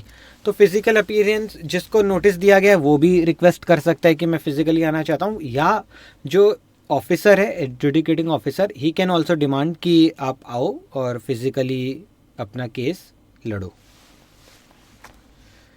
If after considering the reply submitted, adjudicating officer is of opinion that physical appearance is required, he shall issue a notice within a period of 10 working days from date of receipt of reply, fixing a date for appearance of such company through its authorized representative or officer or any other person, whether personally or through his authorized representative. ठीक है, तो यहाँ पे main बात है आपका within 10 working days from the date of receipt of reply, fix a date. तो अगर फिजिकल अपीयरेंस की रिक्वायरमेंट है तो जब भी रिप्लाई रिसीव हुआ ऑफिसर को, उसके 10 दिन के अंदर वो नोटिस देगा कंपनी को कि आप खुद आ जाओ अपने ऑथराइज रिप्रेजेंटेटिव को भेज के, ठीक है, या आपका सीए वकील जो भी है उसको भेज दो। Provided if any person to whom notice is issued above desire to make an oral representation whether personally or through authorized representative and has indicated the same while filing his reply in electronic mode, then adjudicating officer shall allow such person to make such representation after fixing a date of appearance. तो ये जो अभी मैंने आपको ऊपर बताया था कि इलेक्ट्रॉनिक मोड में रिप्लाई फाइल करना है, अब अगर कोई बंदा बोलता है कि मैं तो जी फिजिकली अपीयर होना चाहता हूँ, देन इन दैट केस जो एडजुडिकेटिंग ऑफिसर है he will fix a date और उस दिन इसको बुलाया जाएगा। अब आते हैं passing of order by adjudicating officer.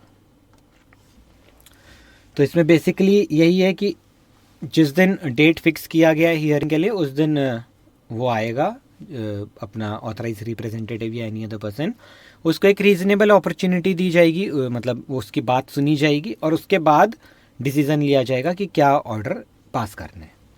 On the date fixed for hearing, after giving a reasonable opportunity of being heard to person concern, adjudicating officer may pass an order as a think fit including an order for adjournment. अगर वो बोलता है कि ठीक है आज के दिन हम पूरी बात आपकी नहीं सुन पाएंगे तो आगे की डेट दे दी जाएगी।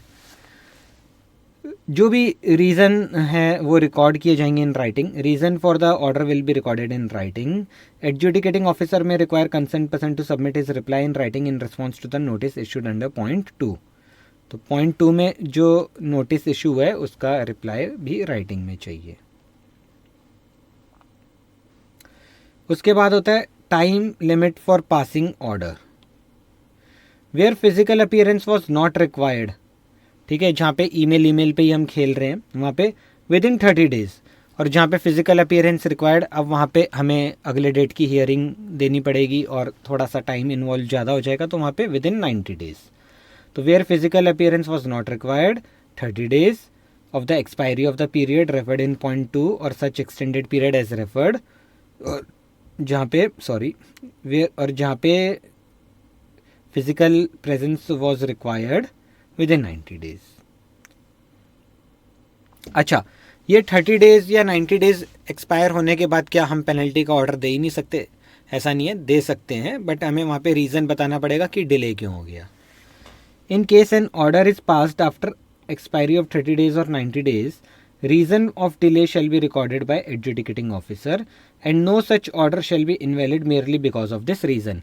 तो मुझे ऐसा लगता है कि इस पॉइंट के ऊपर भी आपको एग्जाम में क्वेश्चन आ सकता है, सो बी केयरफुल।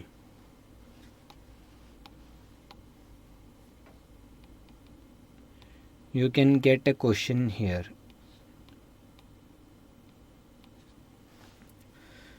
अब उसके बाद बस पढ़ने वाली बातें हैं। Date and sign on order, तो जो भी ऑर्डर होगा उस पर डेट और साइन लिखा होगा। ऑर्डर की कॉपी किस किस को फॉरवर्ड की जाएगी? कंपनी को, ऑफिसर इन डिफ़ॉल्ट को, एनी अदर पर्सन को, गवर्नमेंट को, ठीक है, और वेबसाइट पे एमसीए की उस पर भी अपलोड कर देंगे। पावर ऑफ एडजुडिकेटिंग अथॉरिटी, तो जो ऑफिसर है he can summon and enforce attendance of any person acquainted with the fact and circumstances of the case, ठीक है, और order for evidence or to produce any document which in opinion of adjudicating officer may be relevant to the subject matter. तो कोई evidence मंगवा सकता है, मतलब आदमी को बुलवा सकता है, डॉक्यूमेंट मंगवा सकता है, person and document, sorry, person and document can call for person और डॉक्यूमेंट। अब इसको डिटेल में आप ठीक से खुद लिख लेना देख के। Failure to be present before adjudicating authority, अगर आप आए नहीं, ऑफिसर ने बुलाया, आप आए नहीं, तो वो क्या करेगा भाई, वो बिना आपकी बात सुने फिर आपको कोई रीजनेबल अपॉर्चुनिटी नहीं मिलेगी, उसको जो पेनल्टी लगानी है वो लगा के चला जाएगा। If any person fail to reply और नेग्लेक्ट और रिफ्यूज़, ठीक है, रिप्लाई नहीं कर रहा, इग्नोर कर देता है और मना कर देता है कि मैं नहीं आ रहा, ठीक है, एज रिक्वायर्ड अंडर .5 और .10। .5 क्या था, जहाँ पे इलेक्ट्रॉनिक रिप्लाई सुनने के बाद वो बोलता है कि भाई फिजिकली आ जाओ, और .10 क्या है, जहाँ पे किसी और पर्सन को बुलाना चाहता है ये, और वो नहीं आता, तो फिर क्या होता है, adjudicating officer in the absence of such person will impose the order of penalty. अच्छा, पेनल्टी लगाने से पहले क्या क्या फैक्टर कंसिडर करने, ये आपका रिपीट हो रहा है पॉइंट जो हमने यहाँ पे पढ़ा था अभी ऊपर, कि साइज ऑफ कंपनी देखेंगे, नेचर ऑफ डिफ़ॉल्ट देखेंगे, इंजरी टू पब्लिक इंटरेस्ट देखेंगे, ये सेक्शन 446A। तो यही सारे पॉइंट्स हैं, इसके अलावा 2 पॉइंट और हैं, size of company, nature of business, injury to public interest, nature of default, repetition of default, ठीक है, ये तो वही ऊपर वाले पॉइंट हो गए 446A वाले। Apart from this, the amount of disproportionate gain or unfair advantage wherever quantifiable made as a result of the default, तो डिफ़ॉल्ट की वजह से जो फ़ायदा उठाया गया है वो, या किसी को लॉस दिया गया है, amount of loss cost to an investor और ग्रुप ऑफ इन्वेस्टर और creditor as a result of default, ठीक है, गेन और loss. However in no case the penalty impose shall be less than minimum penalty prescribed. कुछ भी हो जाए दुनिया जहाँ में कहीं भी कुछ भी लिखा हो, जो मिनिमम पेनल्टी बता रखी है, जैसे कि 25,000 से 5 लाख हमने पढ़ा, तो वहाँ पे 25,000 इज द मिनिमम पेनल्टी, उतना तो लगाना ही लगाना है, उससे कम आप नहीं लगा सकते। Fix sum of penalty, in case of a fix sum of penalty is provided for default, क्या होता है, कई बार तो रेंज दे दी 25,000 से 5 लाख तक, लेकिन कई बार आपको सिर्फ एक फिक्स सम बता दिया कि भाई 5,000 रुपये का आपका ये लमसम में पेनल्टी है, तो जहाँ पे फिक्स सम है वहाँ पे फिक्स सम लगा दो। पेनल्टी की पेमेंट कहाँ पे करोगे, MCA की वेबसाइट पे जाके, और ये जो पेनल्टी का अमाउंट है कहाँ जाएगा, गवर्नमेंट के खजाने में जाएगा, consolidated funds of India. All sum realised by way of penalty shall be credited to the consolidated funds of India. अच्छा, पेनल्टी फॉर रिपीटेड डिफ़ॉल्ट, तो एक बार किसी ने बदमाशी करी नादान, और दूसरी बार करी तो शैतान, तो शैतान को क्या करेंगे, डबल पेनल्टी लगाएंगे।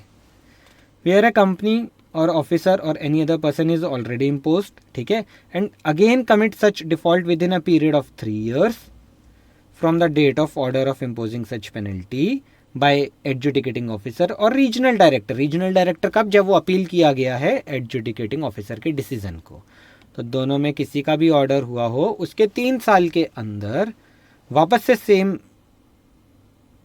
ऑफेंस किया गया हो, देन फॉर सेकेंड और सब्सिक्वेंट डिफ़ॉल्ट्स, ठीक है, सेम नहीं तो और कोई डिफ़ॉल्ट, ठीक है,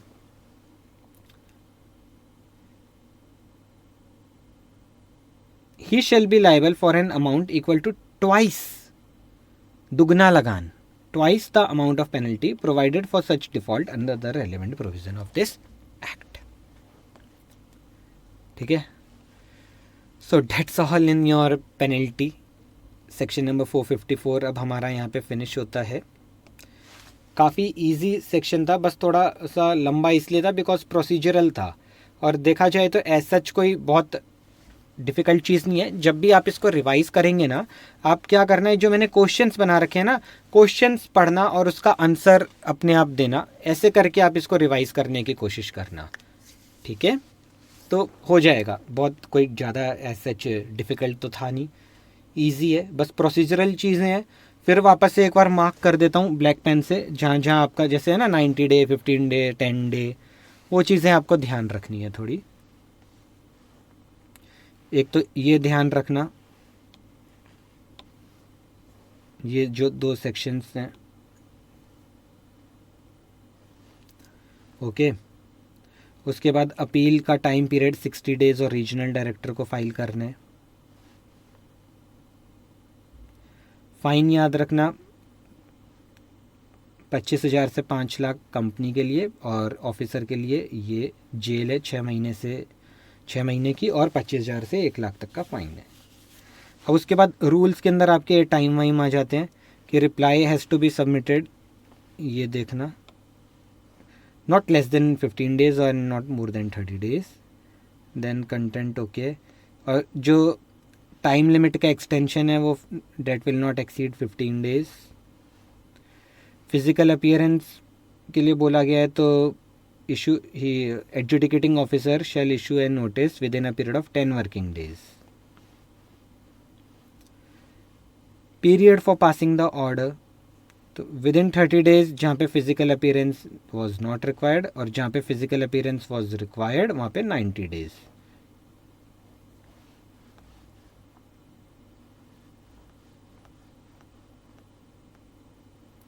ठीक है। और रिपीट डिफ़ॉल्ट, 3 साल के अंदर डिफ़ॉल्ट हो रहा है, then what will happen, make the penalty amount twice the amount of penalty. चलो एक क्वेश्चन और है इसका, वो देख लेते हैं जाते जाते। स्टडी मटेरियल का क्वेश्चन है, before imposing penalty adjudicating officer issued a show cause notice to the company and its officer on 15 July 2020 to represent before the adjudicating authority.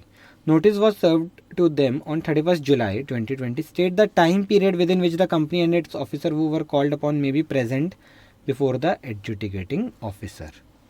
ठीक है, तो यहाँ पे इन्होंने आपको वही 15 डे से 30 डेज वाला पहले प्रोविज़न बता दिया कि रूल 3 रेड विद सेक्शन 454 में लिखा हुआ है कि adjudicating officer shall issue a written notice, किसको, company, officer, any other person, to show cause within such period not less than 15 days and not more than 30 days.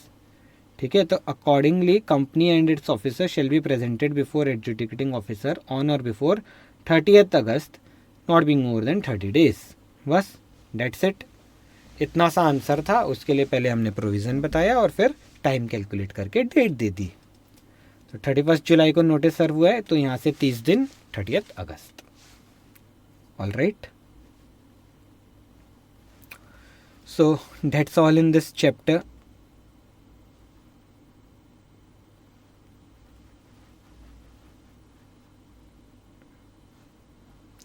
अब हमारा chapter number 11 यहाँ पे फिनिश होता है।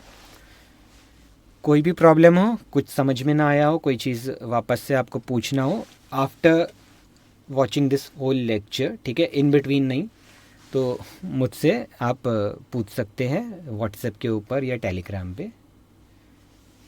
चलिए, thank you very much, bye.